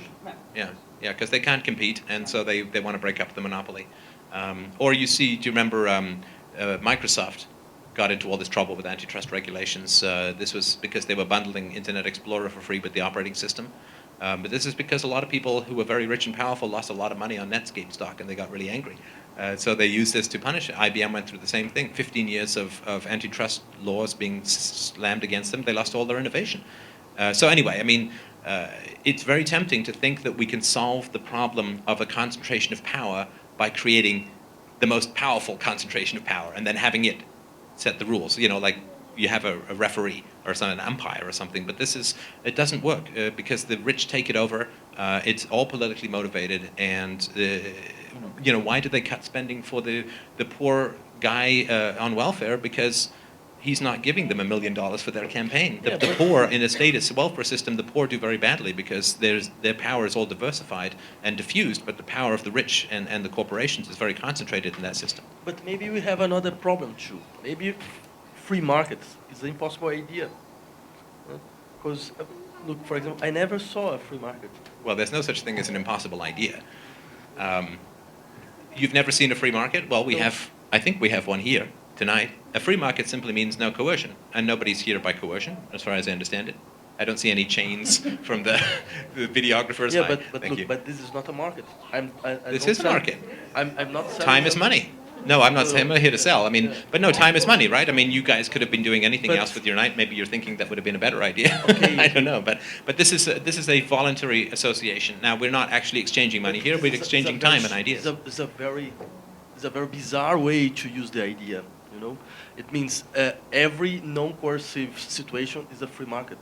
I don't think what I'm saying is there's no fundamental marriage. It's not a free market. But there's no fundamental distinction between this. If we were exchanging money or ideas or time, it is still an exchange of something. It's very strange for me. I know. But what I'm saying is that. So let's say that I sold everyone a book here. How is that fundamental? Still no coercion. There's no fundamental difference between exchange of ideas and money and bodily fluids, whatever. I mean, it's still just, there's still no gun in the room. There's still no force in the room. Nobody's passing laws. Nobody's sending people to jail. Nobody's threatening.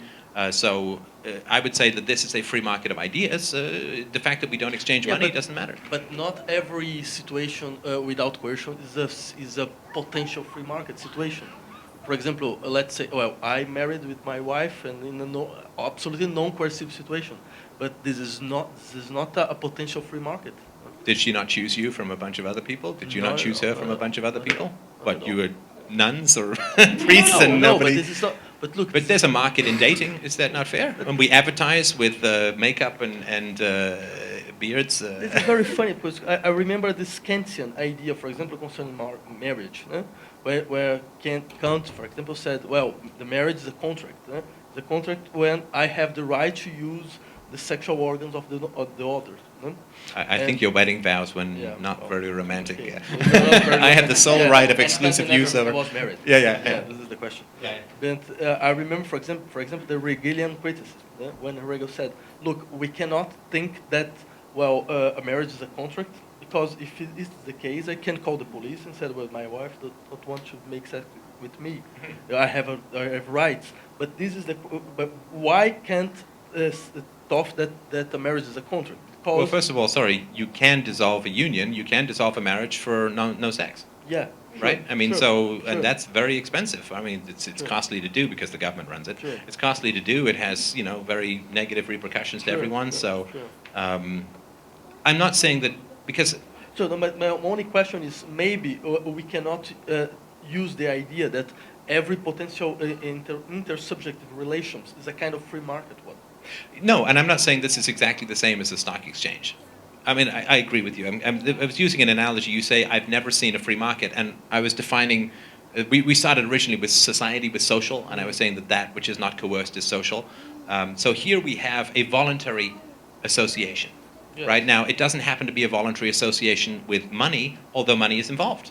I mean, if I had, some people subsidized me coming down here and all that, and I'm giving up other opportunities, as are you, to go and work as a fry cook at McDonald's and make however much they make or whatever, right? So there is money that's involved. Even if we just look at the deferment of income we have by being here and talking with each other, there is an economic aspect to almost everything, which doesn't mean that everything is just cold and calculated and money-based, but what I'm talking about is that this is a voluntary association. And that is where it has value. If people were forced to be here, it would be no fun to talk to them, right? If you were with a ball and chain, well, then I would obviously have a very compelling example of what I'm talking about. But it has value because it's voluntary, and I think that this is an example of a society that is voluntary, that is I think quality is Yeah, good. but my question is, I never saw this voluntary association in market situations.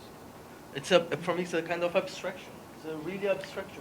Sorry, do you mean you've never regulatory seen it ideas. in its, Sorry? I would say, pure, when you say something in its pure form, it sounds like it's unattainable, so I don't exactly know how to say it. But what you mean is you've never seen people exchange value economically in a free situation. Never. Yeah, Never. I would agree with you. Never. I would agree with you. And In the same way that when agriculture was run by slavery, you would never have eaten a piece of fruit that wasn't affected by slavery, for sure. But that doesn't mean we can't have that. It just means it's not here now. I agree with you. I can't think, because, it's crazy. I just read the statistic. Depending on how you measure it, between 1/3 and half of the world's economy is outside the state. Is a black market, is a gray market, is money under the table, and so on, right? I mean, this is crazy. How horrible to live without any recourse to the rule of law. I mean, this is wretched for workers, for everyone. It still functions, but that's not a free market because it has to be on the run from the government all the time. So you can't have open contracts, you can't have any of that. You can't have enforcement. this is very funny because it's something like, for example, I have some communist friends, and they said something to me. I think comrades comrades. is the word that you have to use there. And my communist comrades, they said, look, the communism we never had the experience of a real communist state, but we can reach it.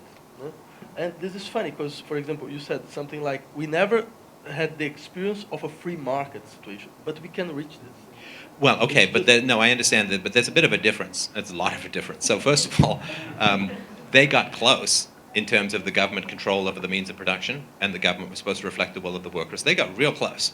And as they got closer, things got way worse, right, in the socialist economies for reasons that are dull and technical, but mostly to do with von Mises' explanation of the price problem, right?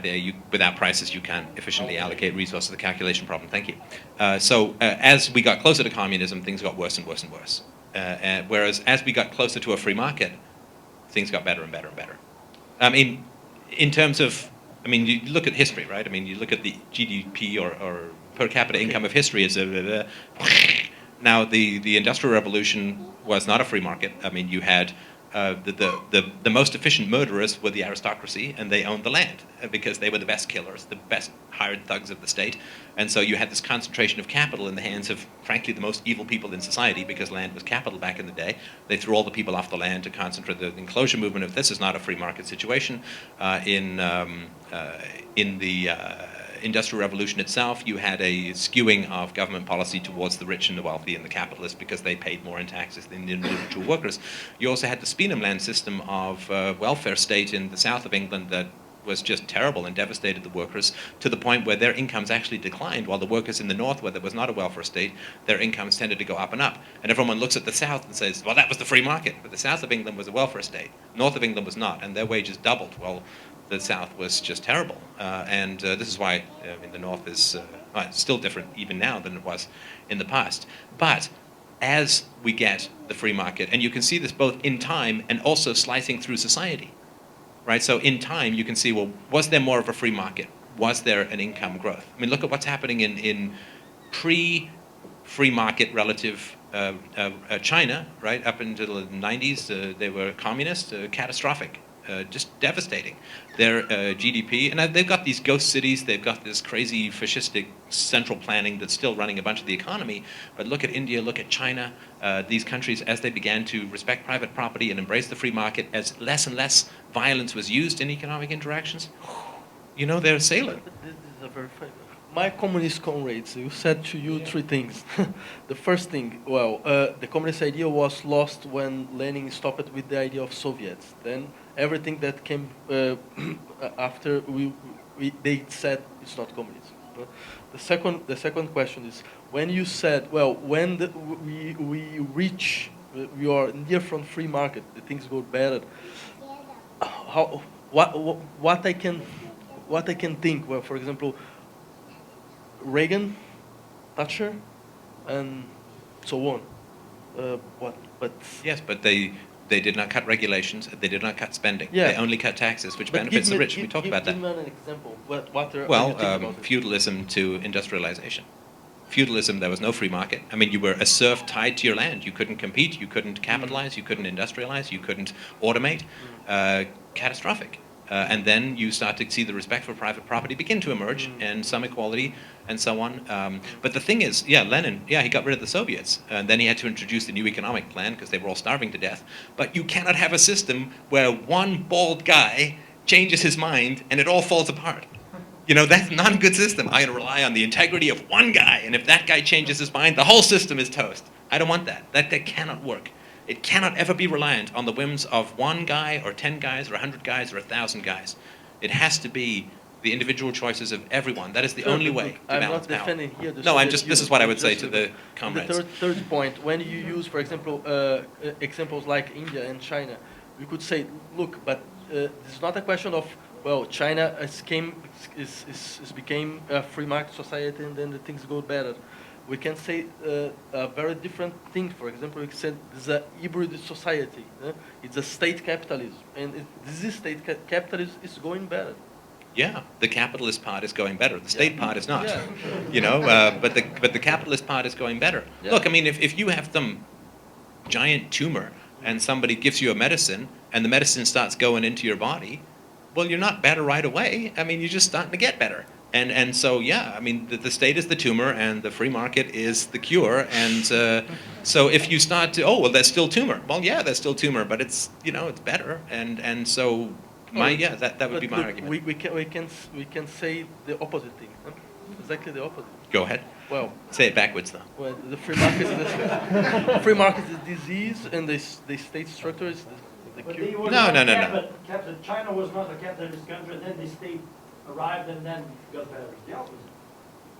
No, No, but look, because China if you is look a at hybrid GDP society. growth, if you look at GDP and wealth, look, wealth is not the only measure. I understand that, but it's an important one. It's necessary, but not sufficient for freedom and happiness.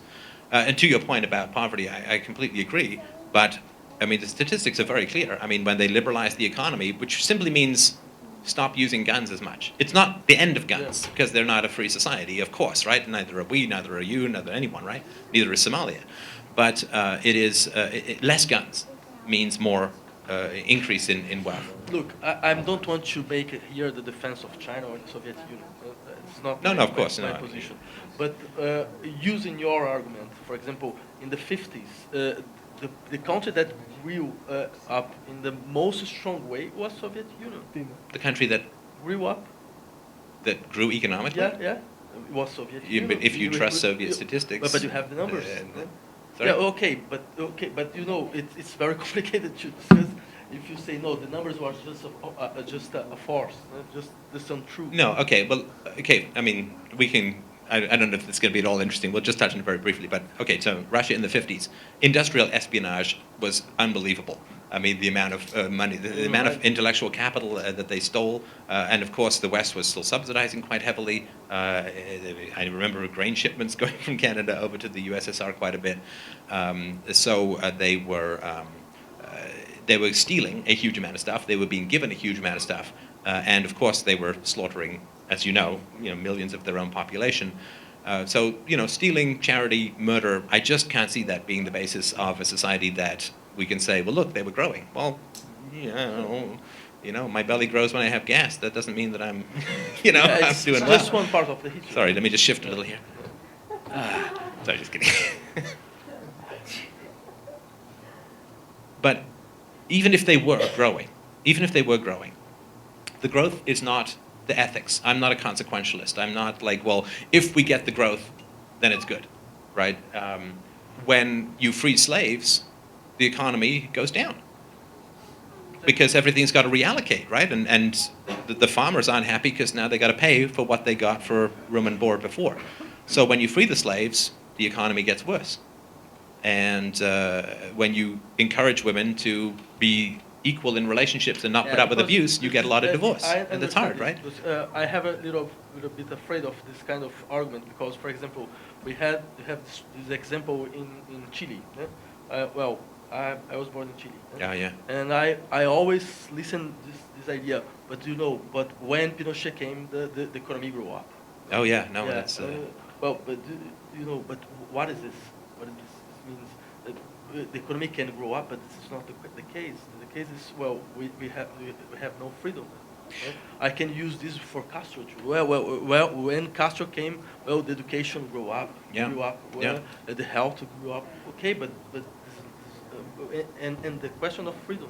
Yes, and to me, it just simply comes down to the ethics of the situation. I believe that a virtuous life will make you happy, but not everyone who is happy as a result of virtue, right? Some guy just wins the lottery, he's like dancing in the streets for a day or two, but that doesn't mean that he's lived a virtuous life. I believe that virtue leads, no, it's the old Socratic equation, reason equals virtue equals happiness. But that doesn't mean that everything that is rational is virtuous. It doesn't mean that everything that is virtuous is going to make you happy. Virtue can be very hard at times. It can make you unpopular. It can make you frightened. It can make people aggress against you, and so on. So, but in general, I think it's a good equation. Reason equals virtue equals happiness. In the same way, I think that freedom, peaceful cooperation, and so on, leads to wealth, leads to a good use of resources, leads to environmental responsibility for a variety of reasons. It leads to good things. But you can also get growth in a government or in a state society by borrowing and spending. They count that as growth. You know, in America, the GDP goes up if someone gets sick. I mean, that's insane. How can that be economically great because they have to spend money to get better? I mean, this is insane. And in Chile, they counted government roads to nowhere. And this is why China is building all these cities. You've seen these pictures? You should look at them on the internet. It's creepy. They have these cities built for like 1 million people. Only 10 more minutes. That's for this comment? Or... Oh, okay, then I'll shut up and then she finished. But they count all this crazy stuff as producing growth. This is not. You hire 500 government workers to dig a hole and fill it up again. This adds to your GDP. But this is insane. They build more prisons in the United States, and this is counted as getting wealthier. I mean, sure, this was true under Pinochet as well in Chile. The way that they measure these things, and they don't count debt. I'm getting wealthier because my Visa card is running up. Well, no, I'm actually getting poorer because I got to pay the debt plus I got to pay the principal plus the debt.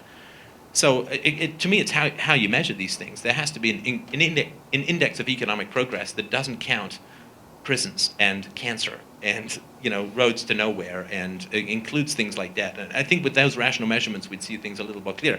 But I completely understand. I mean, I think it was Naomi Klein who wrote the Shock Doctrine. I mean, and what she was talking about in Chile under Pinochet, unholy, absolutely horrendous, and certainly not a reduction of violence in society. And that's really my goal. I think, yeah, good things come out of not pointing guns at people.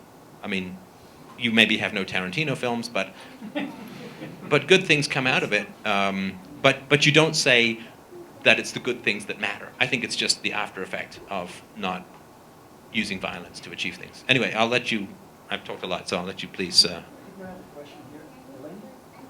When will it end? Many times the results don't by themselves. And my question is simple. When you read about results of research, talking about happiness of the people, quality of life, and self and professional satisfaction, socialist and communist countries are very, very poor, of course. What do you think about it? I see the highest the control of the state and the impositive rules, lowest I will score about these items. Okay, well, first thing, I don't believe very much in this measures of happiness. I think there's the methodological point of view is a very complicated one.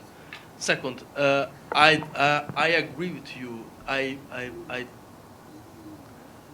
don't like the idea to live in a country like Romania in Ceausescu age or so Polonia in Jaruzelski age or something like this. I know every country, every ex-communist country, and I can agree with you. It's not a very good place to stay. But the question is, what I can say about it. I think that, for example, I believe in a kind of development of an idea. When republicanism appeared, it was a failure, a total failure. If you were in 30th century and saying, well, I'm a Republican, people will say to you, you are totally mad. The idea was totally a failure. What are you talking about? Today, I think everybody here is a Republican. I understand what this first communist experience in the history was it's totally failure. It was a catastrophe. But I'm not sure that the idea of a more equal society or a really strong equal society is a bad one. Where it works. Oh, for example, I think that societies that, for example, I'm not totally against the welfare state. I think that it was a very strong and very important moment in the history of European societies. I don't think that these societies were the destiny of the society was the failure, the economic failure. I think that we can go strong, more strong in this kind of perspective. I think that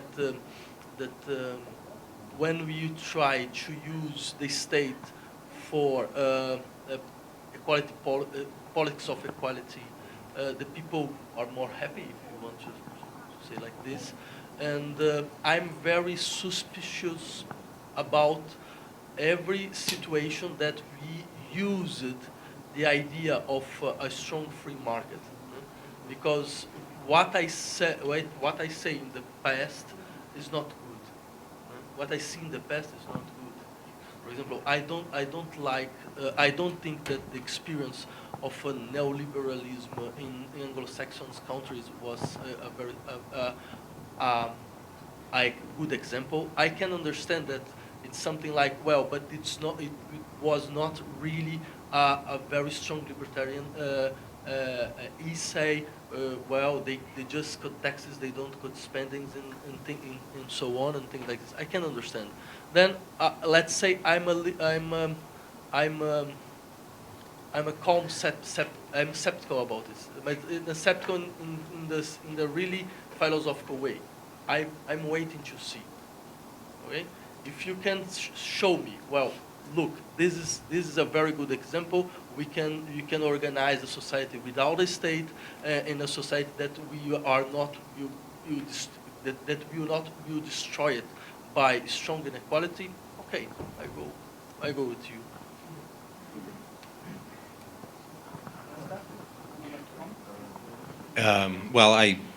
You had another question? Please, go ahead. I want to ask you a question. I agree with you when you said that the system with minimum stage and goes to a system with a huge stage. And I agree with you that about the aggressive nature of the state. But states appeared in the world after human beings, after human civilization. So how could you guarantee that a stateless society wouldn't evolve again to a society with the state? I can't, obviously. But I do think that when we make progress, it sticks. That's a terrible answer, I know. But think of, you don't see politicians now saying, let's bring back slavery. We don't see politicians saying, let's ban women from the workforce and put them back in front of the stove, right? We don't see that. But because when we make progress, generally, it sticks. It's not perfect, and there's still, but you don't see a big Nazi party in the world anymore. There's still a few nut jobs out there who are, nasty and broken and so on. But when we make progress, it doesn't tend to go back. And there, of course, will be a huge number of organizations in a free society that would be strongly resistant to the idea of a state coming back, right? So there will be people who may provide some kind of collective defense. They don't want a government coming back. There will be people who adjudicate disputes, who provide insurance for breaking of contract, who deal with criminal issues and so on. They don't want a state coming back. And so you have a lot of organizations within society that would be strongly resistant to the idea of a state coming back. You would have all of the people who see the benefit of a state. You also would have a population used to freedom, used to not having an oligarchical hierarchy breathing down their neck with guns and lasers pointed at them all the time, and they would not be very easy to rule. Do you know what I mean? You mean the indoctrination of violence? Yeah, I mean, imagine trying to take Barack Obama and H. Rat Brown and these guys and putting them back in the cornfield with a ball and chain on their legs. It wouldn't work very well, you know? And I mean, there's another, I go into this, I've got lots of free books on my website at freedomainradio.com if you want. I think there's one called Practical Anarchy, which is the argument as to why you couldn't invade a country that had no government. I mean, just look at the difference in power between the United States military and Iraqi insurgents, and who won.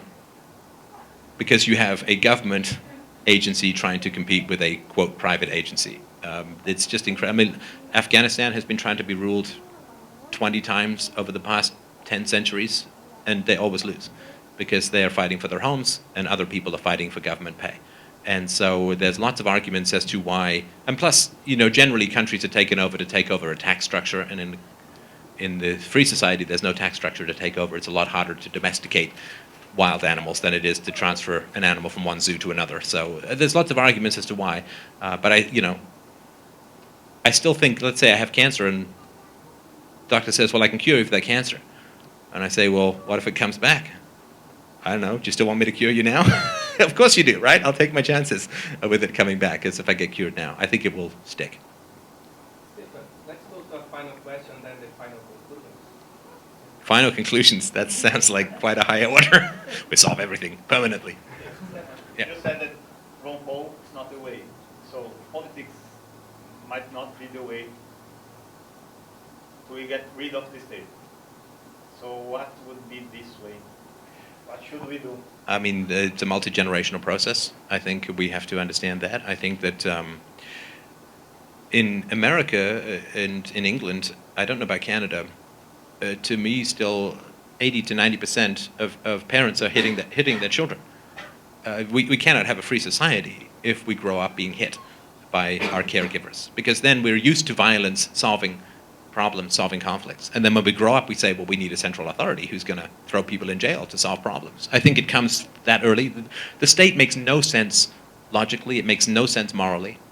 The only way it can make sense is if we've had some experience with something like it before. And so I think that aggressive and controlling and perhaps even violent parenting it teaches us a kind of language of subjugation and a bizarre, irrational respect for power as the only solution to problems, that then when we see the state as adults, we learn about the state. It's like, yeah, I speak this language already. I think so. My goal has been, we can't end the state. You can't sort of stay. No, there's no, like the guy in front of the tank in Tiananmen Square. You can't do it. So the non-aggression principle, which is thou shalt not initiate force, we enact that in our own homes. Right? We obviously don't do it with our spouses. We don't do it with our children. We reject the use of violence in our personal lives, to me. And then we raise a generation of children who they don't, they're reasoned with, they're negotiated with, and then when they see the state, they're like, well, this is weird. I mean, what? This is not how I've ever been treated before. What? No, this is not right.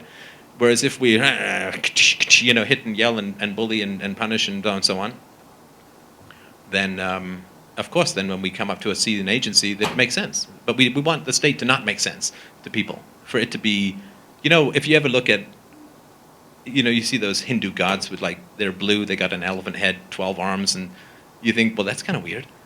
I mean, to them, it's just Jesus on a cross. To them, it's perfectly sensible because that's what they've grown up with.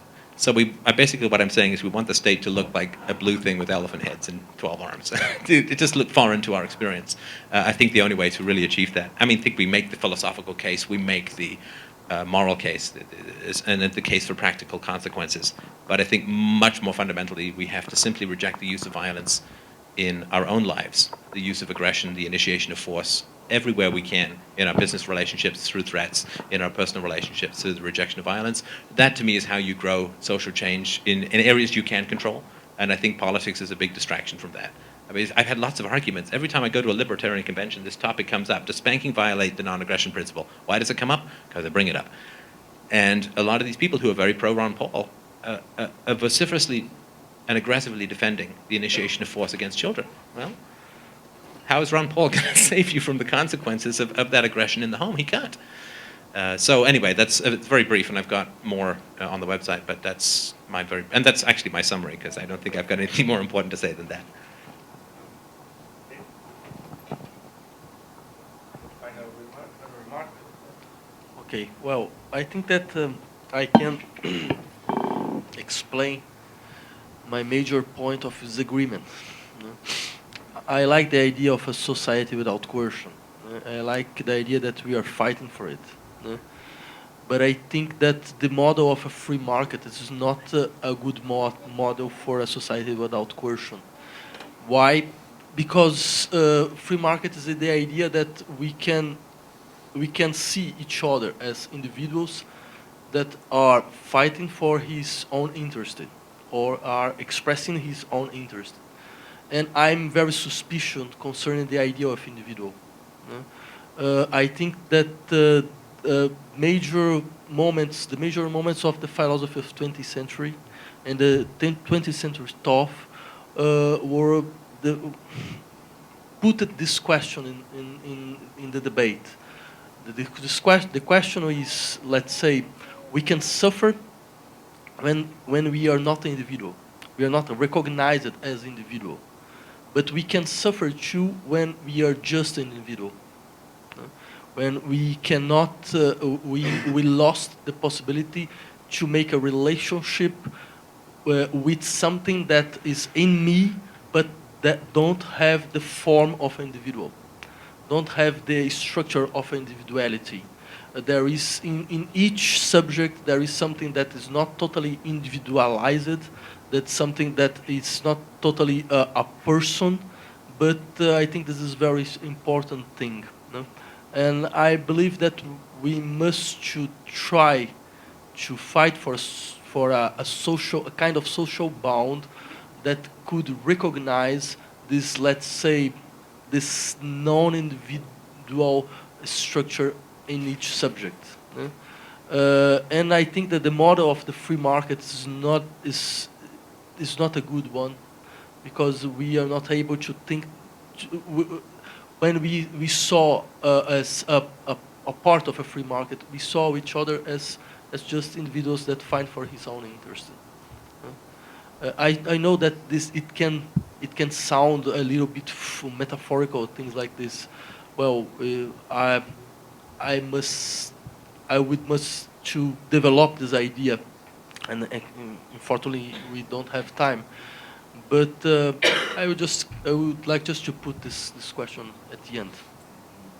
And that's I had the first word, so it's only fair to have let you have the last one. Thank you very much. Thank you everyone so much. A real pleasure.